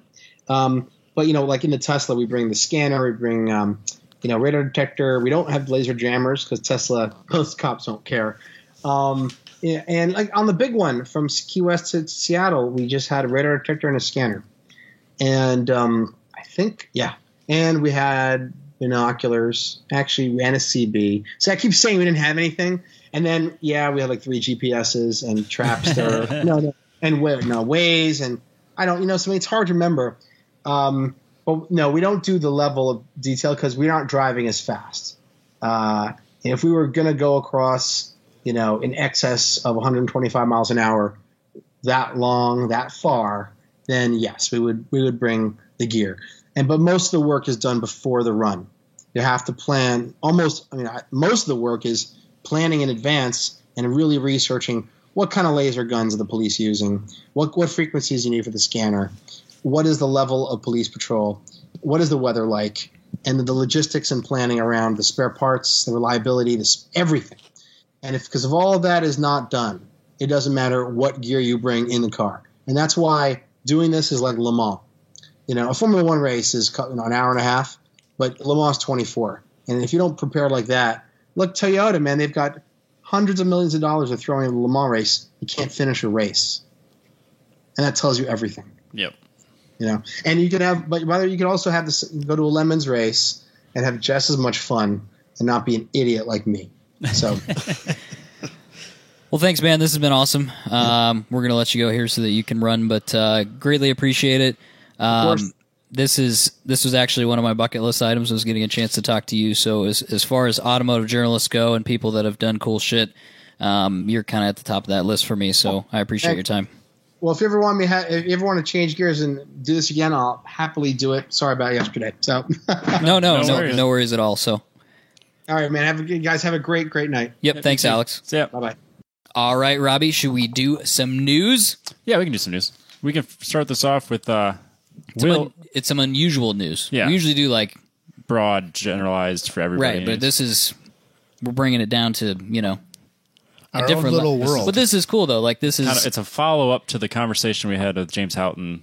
I would like to think, we're not that we're encroaching on Slip Angle or anything, but like this, we can play in this space a little bit. There's room in this space. Speaking of Slip Angle, real quick. Yeah. He did message me. Who did? Adam, after he listened to James. Oh, after James? About our anti-Slip Angle propaganda. Yeah. So that was he about just it. said, you nerds get he just bent. goes, how dare you be against Slip Angle or something along that line. I just, ha, and we just moved on. It was no big deal. Delete contact, is that what you did? Yeah, I was just like, who is this nerd? Bye, peace out. Bye, Felicia. What were you saying, Rami? Will, we talked about, I guess, James's nemesis, really, in the Grid Life series. That video is 10 years old now. It's the greatest video. Look it up. Ever. Guys, you're all over. If we keep doing this, we're just going to piss off Robbie. Yeah, you're all over the place, and it's pissing the whole audience off. That's not true. It's true. Everybody loves it. They want to know what we're talking about. Especially James Houghton. We're waiting. Well, I think he knows. He like knows. if he's Now we're listening, I waiting think on you, he knows. Robbie. Yeah, I would imagine. But we're waiting Will on you. Go ahead. from Vibrant, he reset the fastest lap time at Gingerman with a 127.534, which beats James's time of 127.8, I think. Yeah, it was 8 something. I'm pretty sure. 8XX. It's crazy because What was it last year? We talked about it. I don't remember. Yeah, 129 or something, Yeah. or 130, and then we reset it twice in the last 2 months. and a half. month Yeah. month and a half. Reset in the 27th. Yeah, with front wheel drive and we cars. know that there's a very high probability that James's car can go faster with no major changes to him. Like, we don't know if he can go faster than Will did, but we know he can go faster than what he has, Right. which it's Shit's crazy. so awesome. Was that a Honda meet? It was West Michigan Honda meet. So, how's that work? I should ask Jubei. What do you mean? There were non-Hondas there. Yes, it started out as just Hondas, but it's not anymore. Now it's everybody. It's just- or is there a quota? I think that that sells out like that, you know. Okay, so if you get it, you get it. But I think that's more of that's like all the people that run Grid Life and all their closest friends just meeting up at the track and partying without the crowd. Yeah, it's their own party. It is Jabei's self-proclaimed favorite event of the year. Rad. So it is one I would like to go to just because. to go to. Just to Party. hang out and socialize and not be worried about podcast things. Word. Yep. Anyway, interesting. Yep. Interesting. What's next? Lewis Hamilton is now only 1 point behind Sebastian Vettel in the Formula One Drivers' Championship after the British Grand Prix. Oh, man. It's heating up. It is heating up, which is kind of funny because this is where I wanted to go with this. Back in, I think it was January, Jalopnik posted a article that said, "Racing's going to suck this year," by Formula Steph One- Schrader. Formula One Oh. has been all over this year. Yep, and she wrote it. This whole article is written about how Formula One's not going to be able to pass. It's going to be really boring. No one cares. Even the drivers don't care. Blah, blah, blah, blah, blah. This is the most exciting season that I can remember. Like, everything, the top three are pretty close. Bottas, who everyone kind of just disregards, he's like, what, 20 points behind? That's not a big gap. Top three No. is anyone's game right now. It could go to anybody. And even like the constructors championship isn't like as cemented as it has been in years Absolutely past. not. I mean, you got your top three players, but Right, or but- top two really, but it could go. No one really knows who's going to win it this year. No, there's Or a- like last year, it was Mercedes from like race 3. Yep. And a few years ago it was Red Bull, and no one Yep. was going to touch them. This year, it's been so wild and crazy, and it's been up and down and left and right, and nobody knows what's going to but happen. there's half a season left, and there's a lot that could happen. Robbie, how'd you find that article? What? Did you like bookmark that in your brain that you were pissed about that last year? Or? It stuck out to me last winter when I was or whenever the heck it was posted. It must have been at the beginning, before the beginning of the March season. 2nd, it was posted, and I remember it stuck out to me for some reason. Going, no, it's not. Of 2017? 27, March 2nd, 2017, yeah. Yeah. It stuck out to me, and I'm like, I don't think it's gonna. I think it's gonna be better. Yeah, but bro, you don't need a V8 to drift though. I mean, so I don't know why you're pissed. Oh God! You need to relax, bro. Relax. Here we go again with our anti-jalopnik. It's not. It's No, not. I'm not it's even not, anti. No, it's not anti. anti. That was kind of the general consensus. People bought into that. A lot of people said there's no point watching Formula One. It's just going to be Mercedes. And then this year it's Mercedes and Ferrari top two for sure. But the racing's exciting. Like the British Grand Prix, they went back and forth. Vettel battled with Max Verstappen multiple times. He battled with Bottas at the end, and then crazy enough, Ferrari both had tires pop on the last 10 laps and then the last 1 lap. Didn't somebody make like 20 positions to come back to like a podium? Yeah, but Valtteri Bottas went from 9th to 2nd. It's crazy. I don't know. I enjoy Formula 1. And this is a race I didn't even get to watch because I was at my PDX. I only watched the first half. Fair enough. I just thought it was interesting. Yep. That's why I picked up on that. And it sucks for Vettel. What happened to his tires? Sebastian Vettel, his tire burst with 1 lap. It was on lap 50 of 51. Oh, really? It was his last lap. Yep, he was. That sucks. He was. He finished in 7th. Yeah, I saw that. I saw that part of it. But I think what happened was a few laps prior to that, he was battling with. God, who was he battling with? Anyways, but he overshot a turn and then locked him up, and then just a huge plume of smoke came off of his left tire, and I'm sure he flat spotted the piss out of it. And they just destroyed it after that. Just could not finish. And then Is this the race where him and Hamilton got in kind of a... no, that was two races ago. Okay. That was okay. But then, yeah, Raikkonen, his also burst on the, what was it, lap 43, I think. Yeah. And then, yeah, he had to go and get his tire changed, and he finished in third. Sweet. Can't be mad about that. No, the fact Rupturing a tire that close to the end of the race and still podium, that's a good day. Yep. No, am I backwards? Do I have those? I think I do. Which ones do you have backwards? Do I have Vettel backwards? No, Vettel was definitely 7th. No, but when did his burst? Oh, I don't know. I don't know that for sure. You going to look it up now? Is it that important? No, not really. Okay, well, either way, It's going to be one or the other. one of the Ferraris burst on lap 43, the other one on lap 50. And I honestly I'm blanking on which one's which. So, anyway, exciting season for Formula One. Yep. If you're not watching it, you should get up early and watch it. Or stay up late and watch it. Or DVR it and watch it later. Who is rich enough to have DVRs? I have a DVR. You work for a cable company. That's Robbie. not fair. Would you like mine? No. No, okay. He's not that committed. No. Mine's I pretty special. just wake up and watch it whatever time it's on. Mine's That's pretty amazing. special. Wasn't last year that I left the wedding early so I could go home and watch Formula One before I went to bed? Because the race started. Yes, that was last year. The race started at somewhere between 1 and 3. That's actually, we discussed that in one of my favorite episodes. Yeah. Adam crashes a Miata. Adam did crash me out. It's still one of my favorite episodes. I was about to call out Jalopnik for being clickbaity, and that was really super clickbaity, wasn't it? Because you didn't really crash a Miata, did you? You just kind of smashed into a bunch of cones That's not the with point, the tires locked up. This is a podcast. This is Clickbaity, hugely clickbait. different. Why is that your favorite episode? He said it multiple times. It's just Yeah, for some reason. it's hilarious that we talk about sleuting multiple times. Yeah. That's gone. That was the episode I got to drop Rob's responsibilities. Oh, which yeah. is, That stuck. and Robbie walked into it I did set so him up. well. Like, we could not have planned that better had we done it on purpose. And for weeks leading up to that, Robbie had been trying to get us to say his nicknames and get it over with. That's right, I do and remember I said that. no, because they're themed and we're going to drop them in when they work. The days It was when just we were so young good. It was yes, it's still, and naive. still one of my favorite episodes. We had no idea what we were doing. There were 3 people listening. We were just winging it.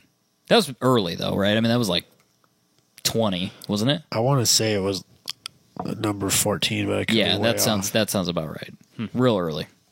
What's up next, Robbie? The World Rally Championship may not renew the Rally Poland due to safety concerns because spectators can't handle it. People are dumb, Robbie. Which is funny because we talked about the Isle of Man TT and people die literally every year.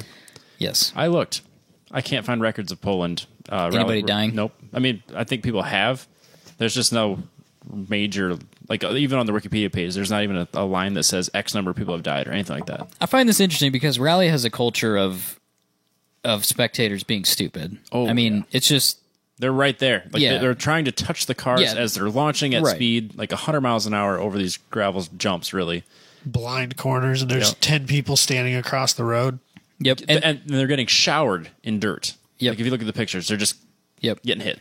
And I really don't think there's anything you can do about it because it's venue dependent. Because I mean, a lot of this stuff is in the woods. Like you can't tell. Like don't go in the woods. Yeah, like they're not going to put fences around right. You, that many you can't miles. put right. You can't keep people out of the venue. So I guess their solution is we won't do it anymore. Yeah. Or is it the solution? If you're dumb, you're going to get hit by a car. Like Yeah. it's an interesting dilemma. Yeah. I don't know. Poland's been doing this since 1921, I believe. This is one of the second oldest rally. I think it has like 100,000 spectators total. Ooh, that's a man. lot. It's a crazy. huge race. But this year they had a bunch of people driving on a live track.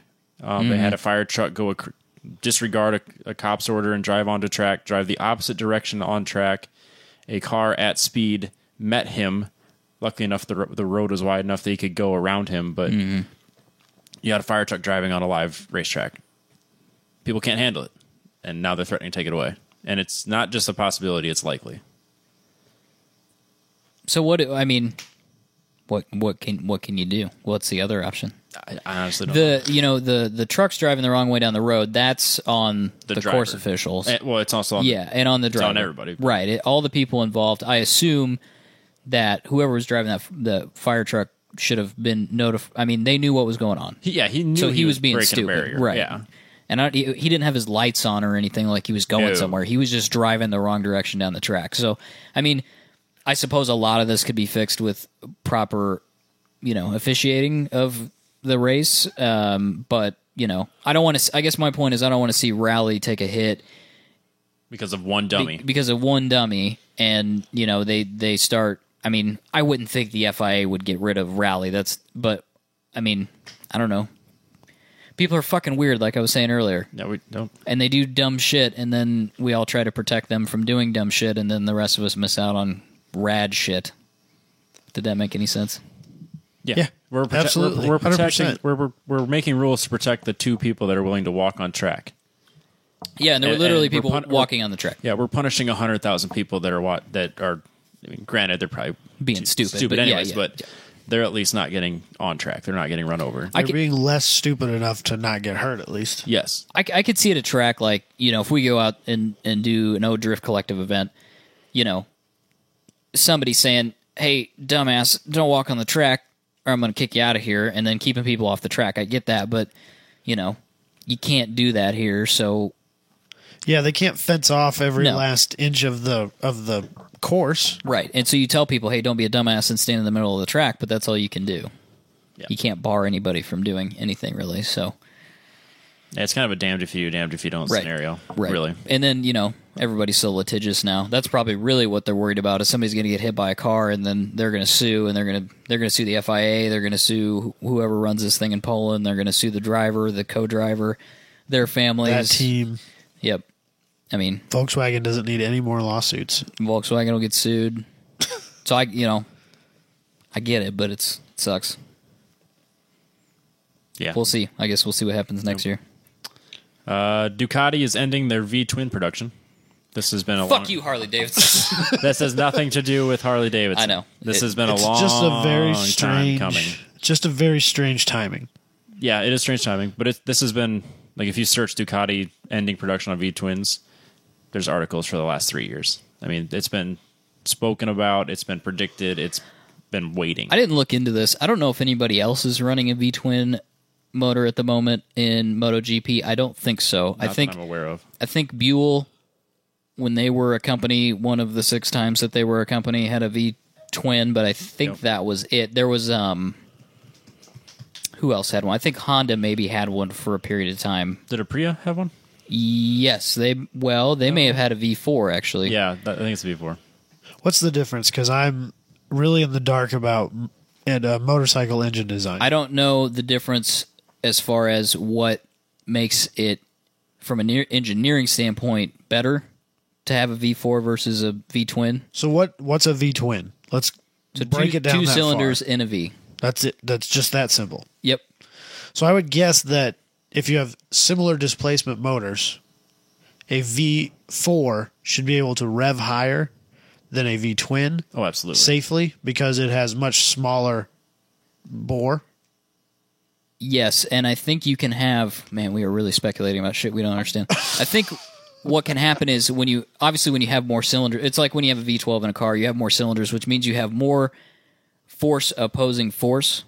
Right. You know what I mean? When you have a V-twin, those cylinders are just moving in opposite directions, or not completely opposite directions, but the force is, that's why Harleys and shit shake. Yeah.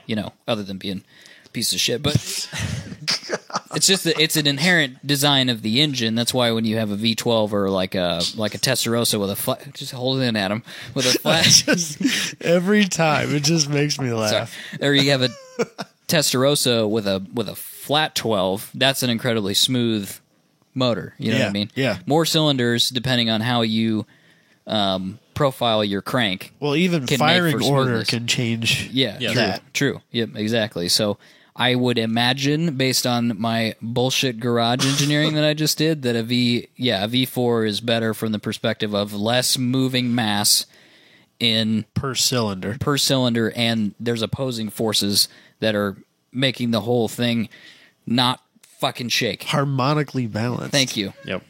Yeah, your V-twins are more of a torquey, Yeah. less balanced engine, whereas your V4s are more of a high revving, like your typical like ours. I mean, it's like a normal, like a liter bike is a inline 4 typically. Right. Your Hondas, your Yamahas, Suzukis. Yep. Like that's Your Busa, yeah, you know. your your crotch rockets are usually that way. Yep.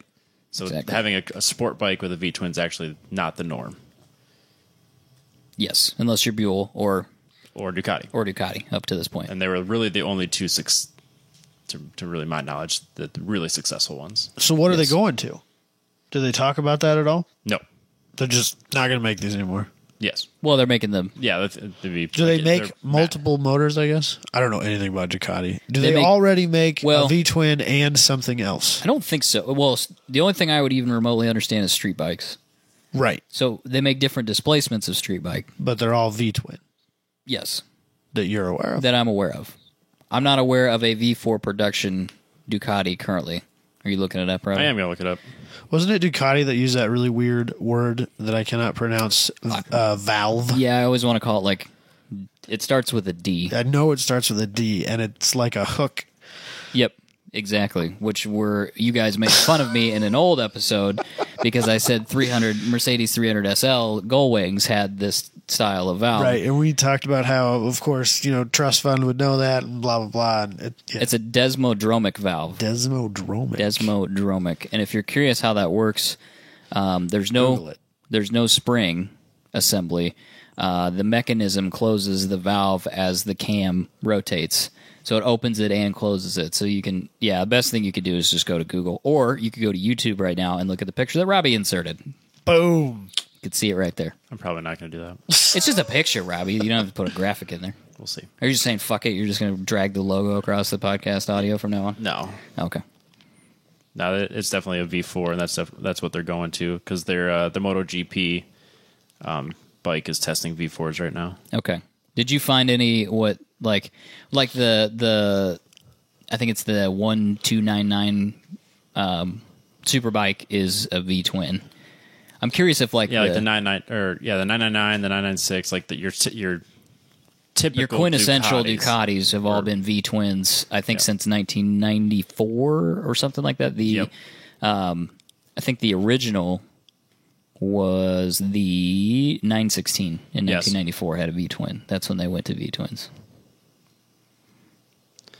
So And, now you can get this. They're making a final edition, $12.99 Super legit. Panignale. Oh. I think is how you say that. Yeah. R. It's 35,000 pounds. So that's going to be a expensive. spendy bike if they bring it here. 35 grand Ducatis US. are always spendy bikes. Yeah, I knew that, but 206 horsepower. I think it weighs less than 500 pounds. So if you're looking for a way to go through the gates of hell in style, that is that's probably your best option. oh my god. Below the rest of your money. And I mean, I can't imagine. When I had my bike, it was 100 horsepower, and that was That's nothing. it was enough, and it was heavier and Yeah. bigger than. That was plenty. That was good. Word. When you have to have a control that keeps you from wheeling and killing yourself, An electronic assist. it keeps you from flipping the bike all the way over and having it smash you against the road.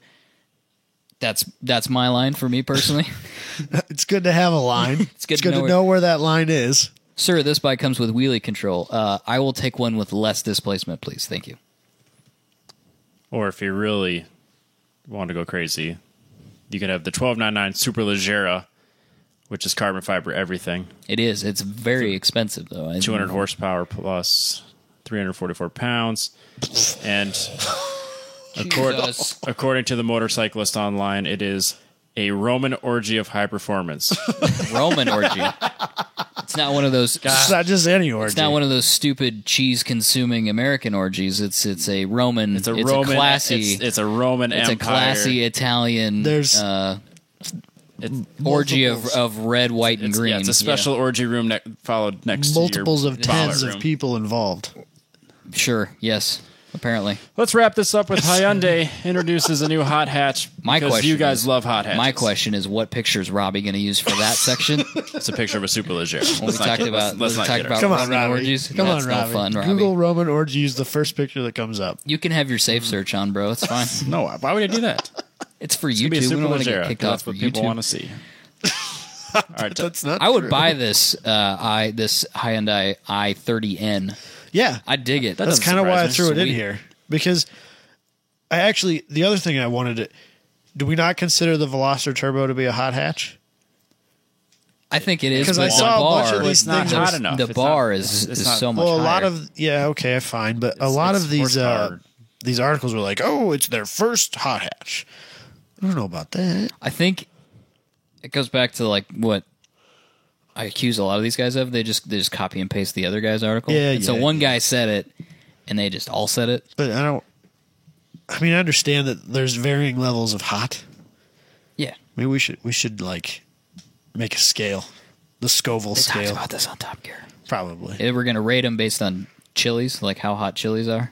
Ah. It was like yeah, Is that what they even did on Top Gear? yeah. That's what they Oh, said on Top bummer. Gear. I Yeah, didn't- Okay. yep. Sorry, we can't be the. So this one's super spicy then. It's, this is it's like pretty damn spicy. This is yeah. like a ghost, maybe. A habanero. Is it more than habanero. Yeah, probably. It's Probably because not. a Probably- ghost, it's a probably, ghost, Ghost is it's kinda probably pretty only a high, habanero. yeah. a ghost pepper would be like an RS. Yeah, I I suppose. think. Yep. I don't know much about peppers. There's so many other levels of pepper, though. All I know is that I have a guy at work who really likes spicy foods and grows his own ghost peppers. And the reason he grows them is because they're very, very spicy. Do you remember the incident with the jalapeno at Grid Life? Do you remember that? That is not to be recited on the air. Shit. No, not that. Not that. No. That was not us. That was somebody That was else. our friend. That was our friend. What jalapeno? Yeah, I'll say. I'm No, only nothing. thinking of one. I Thomas kept feeding them to me, and I was like, "Oh, they're jalapenos," and then I started dying. You know what I mean? It was Okay. like It snot hit you and- after Yeah, I the was like, fact? "This is a fucking jalapeno. I shouldn't be." And I was like crying, and that's all I was getting at. So Oh. I'm just saying the different. the guy I work with, he made brownies that he ground up ghost pepper and put it in, What? and then brought them to work and like didn't just threw them on the kitchenette Such a counter. dick thing to didn't do. flyer them or send out an all employees email. Like, I'm glad that I don't like chocolate either, so I didn't even I bother. would have been fucking pissed. I'm surprised I didn't get murdered. I've joked about making carameled onions, but that might be worse. Carameled onions is pretty fucked up. I don't know, man. Do you know what I'm talking about? Yeah. Yeah, instead of caramel Where you, apples. where you take just- an onion, you put it on a stick, and then dip it in caramel. It looks just like a caramel That'd be apple. such a dick thing to do. I told Katie the first year we lived in our house that I was going to do that for Halloween because I didn't want anybody coming back the second year. And then whatever was left over, I would just bring to work. Old man Nielsen. Fuck those Get kids. out of my yard. Fuck those Get out of my coworkers. grass. Fuck all these people. Get off my lawn. If the people I Anyway. work with haven't figured out that I'm kind of a dick sometimes, then they Yeah. must be new. Yeah. Fair enough. You show those new people. All right. So, what do you think of this new It's Veloster? 274 horsepower, which is many. You're wrong. It's 247. Is it? It's 271 if you get the performance package. Oh, That 3 was horsepower. kinda Sue me. Dumb. What's that? I thought that was kind of dumb. What's that? They have two stages of power for the same car that, like, GTI does the same thing. do they? Yeah. Yeah. Yep. It's got a- you got to get $1,500 performance package for the GTI to get the full. I think it's mainly torque, but it's I wonder what, like, an APR tune. I'm to sure fix it that fixes costs. it. Yeah. I'm sure At it's cheaper than least. $1,500, but I think you get something else. That's the other thing. They tie it up with something else. Well, yeah, Yeah, I know. like a You badge. want- Like a thing that you want. Yeah, and you're like, better like brakes. a diff or something. I don't yeah, know what the it was, but yeah. locking diff, something, or a LSD, Because something. that car was coming out right when I bought my Veloster. They were talking about it coming out the next year. I was like, do I want to wait? And then I optioned like a normal one, and it was $30,000. For like And you normal decided stuff. not to? I was like, that's a lot of money for a Volkswagen, so I'm out. I need a screwdriver. My Mike's mic getting is, all wonky. yeah, Yep. it's loose. 78 episodes will do that. Shit starts getting loose. It's true. Yeah, I we- think more on this purple blue hatch. I'm excited for it. More hot hatches in our lives, Done a lot of laps at the Nürburgring, which I don't care about. 500. Doesn't make any. I understand that, but I think for Hyundai, from a performance perspective, it's probably good for them. They need to do it from a marketing perspective. It's yeah. It needs to be fairly quick on the hot hatch scale. They didn't release a time that I saw though. I think if you're using the Nürburgring for what you should be using it for, which is R&D, not YouTube videos and lap times, you should be using it for R&D. It's a good thing. Now, that said, I'm sure next week now they'll come out and say it's done a 758. I think that Something. there's better tracks to use for R&D purposes than the Nürburgring. There's got to be closer tracks. It's got to be cheaper tracks. Well, that too, but like that track's not very representative. I also hate to be James May, but like I don't want to drive around in a Nürburgring car every day. It's just me. Like if I'm going to spend new money on a new car, like I don't like suspension's a good thing. Yeah. It supposedly has adjustable suspension. I guess we'll see what that means exactly. But I hope that this does better than their other ones that they've tried. The Veloster turbos, the Genesis, which were never as popular as we have kind of said we thought they should be. Somebody said to me, I won't say the name of the company, but they're a tuner. Well, they're an aftermarket parts company for like Porsche and M cars and stuff like that. Okay. He said to me, we were looking at a Genesis together, and we're looking at the 2-liter, and he's like, man, these never really took off. And we're like, yeah, I went back and forth, and he went, this engine is kind of agricultural. And I was like, that is an interesting What does that mean? interesting perspective. It's not very refined. So? When you're talking to a guy who races Porsches, I mean... Well, think about it, though. As far as pedigree, tunability,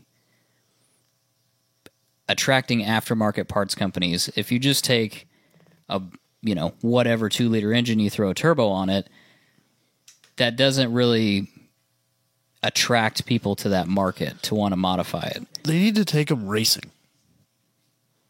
And more than just the spec Veloster Cup. Well, they have a rally team. I feel like the Genesis would have done well in like Pirelli World Challenge classes, like with Miatas and BRZs and stuff like that. Yeah, potentially. But I mean, they do have a racing team. I mean, they have a rally car. Yeah, for the hot hatch car, isn't it? Yeah, And it sounds awesome. All the popping and Fire crackling and and shit. carrying on that rally cars do now. So I think this will be better. Obviously, I hope that it more does power, well. but I want to see it do well because I want to see more car manufacturers making fun, small, if it's relatively cheap cars. slightly cheaper than a GTI, I think it'll do fine. Yeah, I think so too. The GTI is just way too expensive, but they can command more money for it because it's a Volkswagen, and they can claim Audi Group, quality. Random question. Yeah, Where'd you trade in the Veloster? a Chevy or a GMC dealership. Was it Ramsey? No, Oh, okay. no, I would never set foot in Ramsey.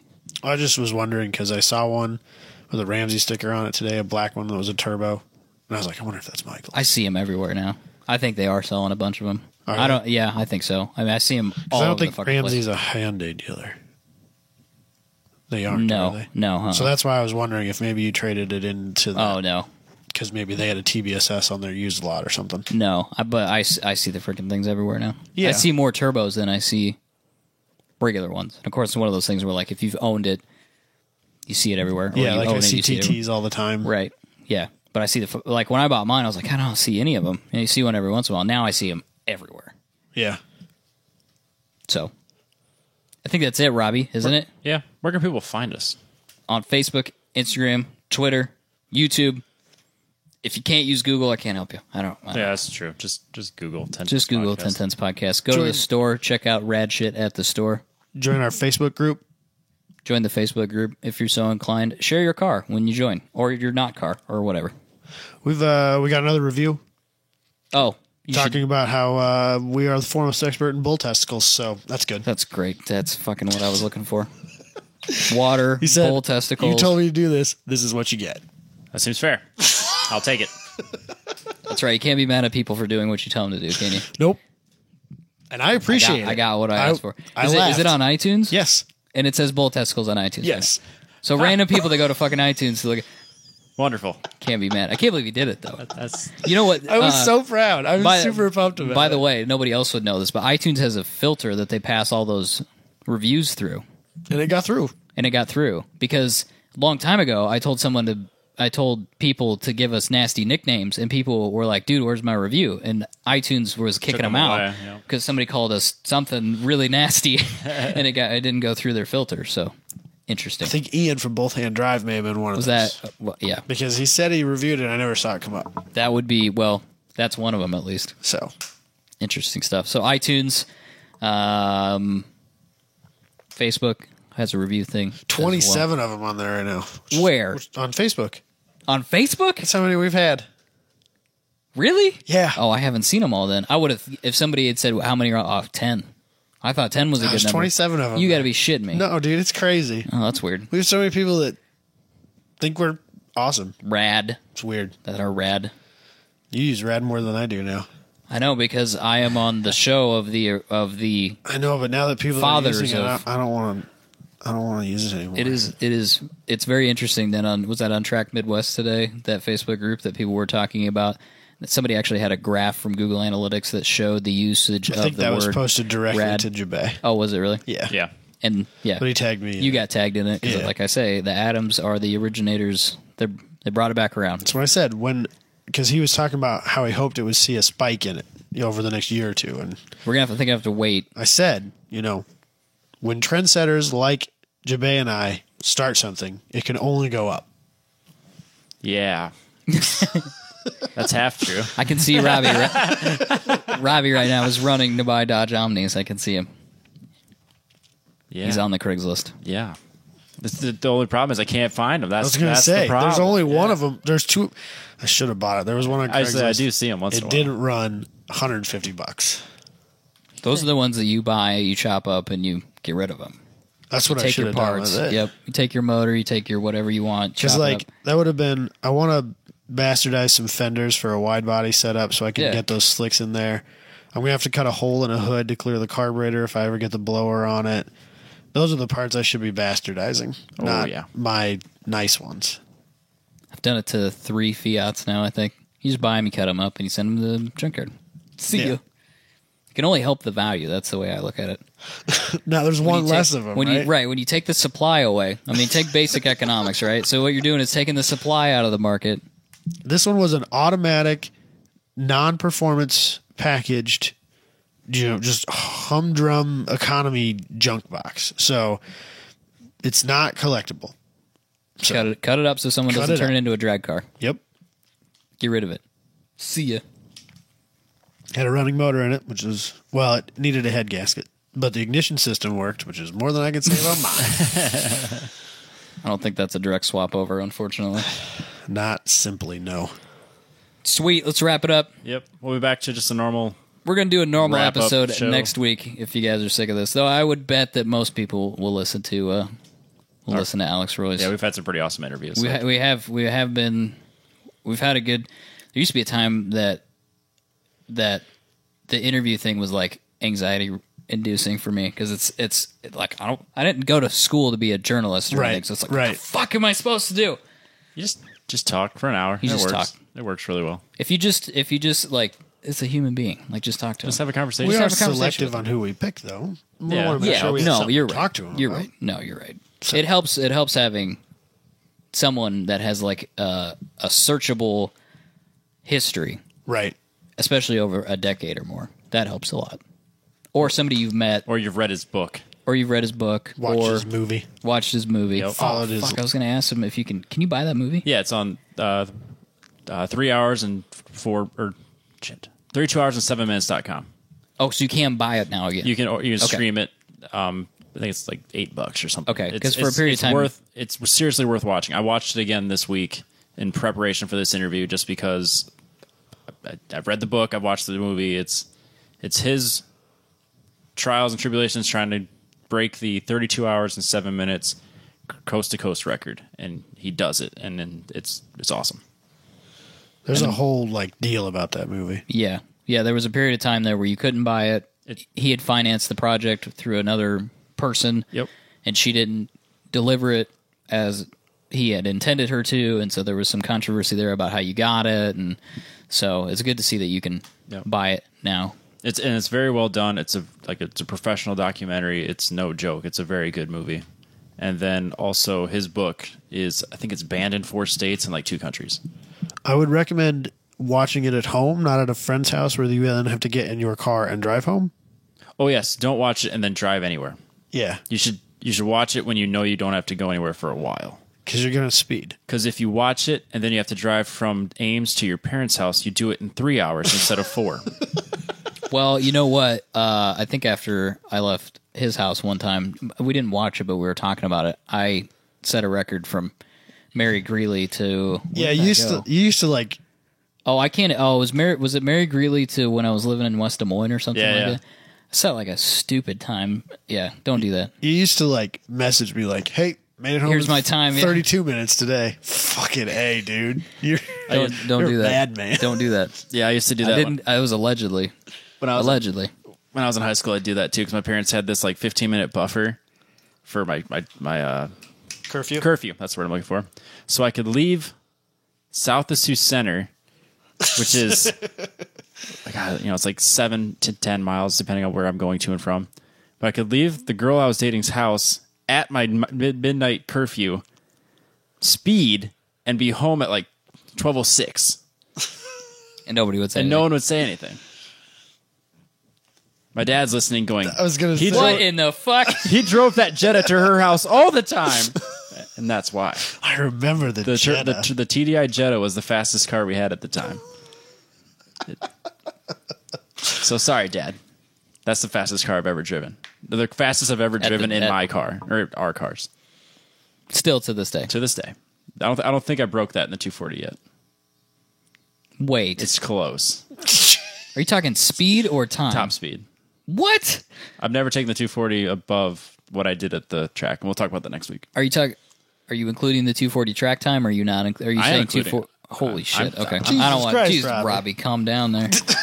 It was Damn. it was 65, Did you have it 65 pegged? 65 miles per hour. Yeah, exactly. All right, we can talk about this off here. All right, catch you guys next week. Peace out.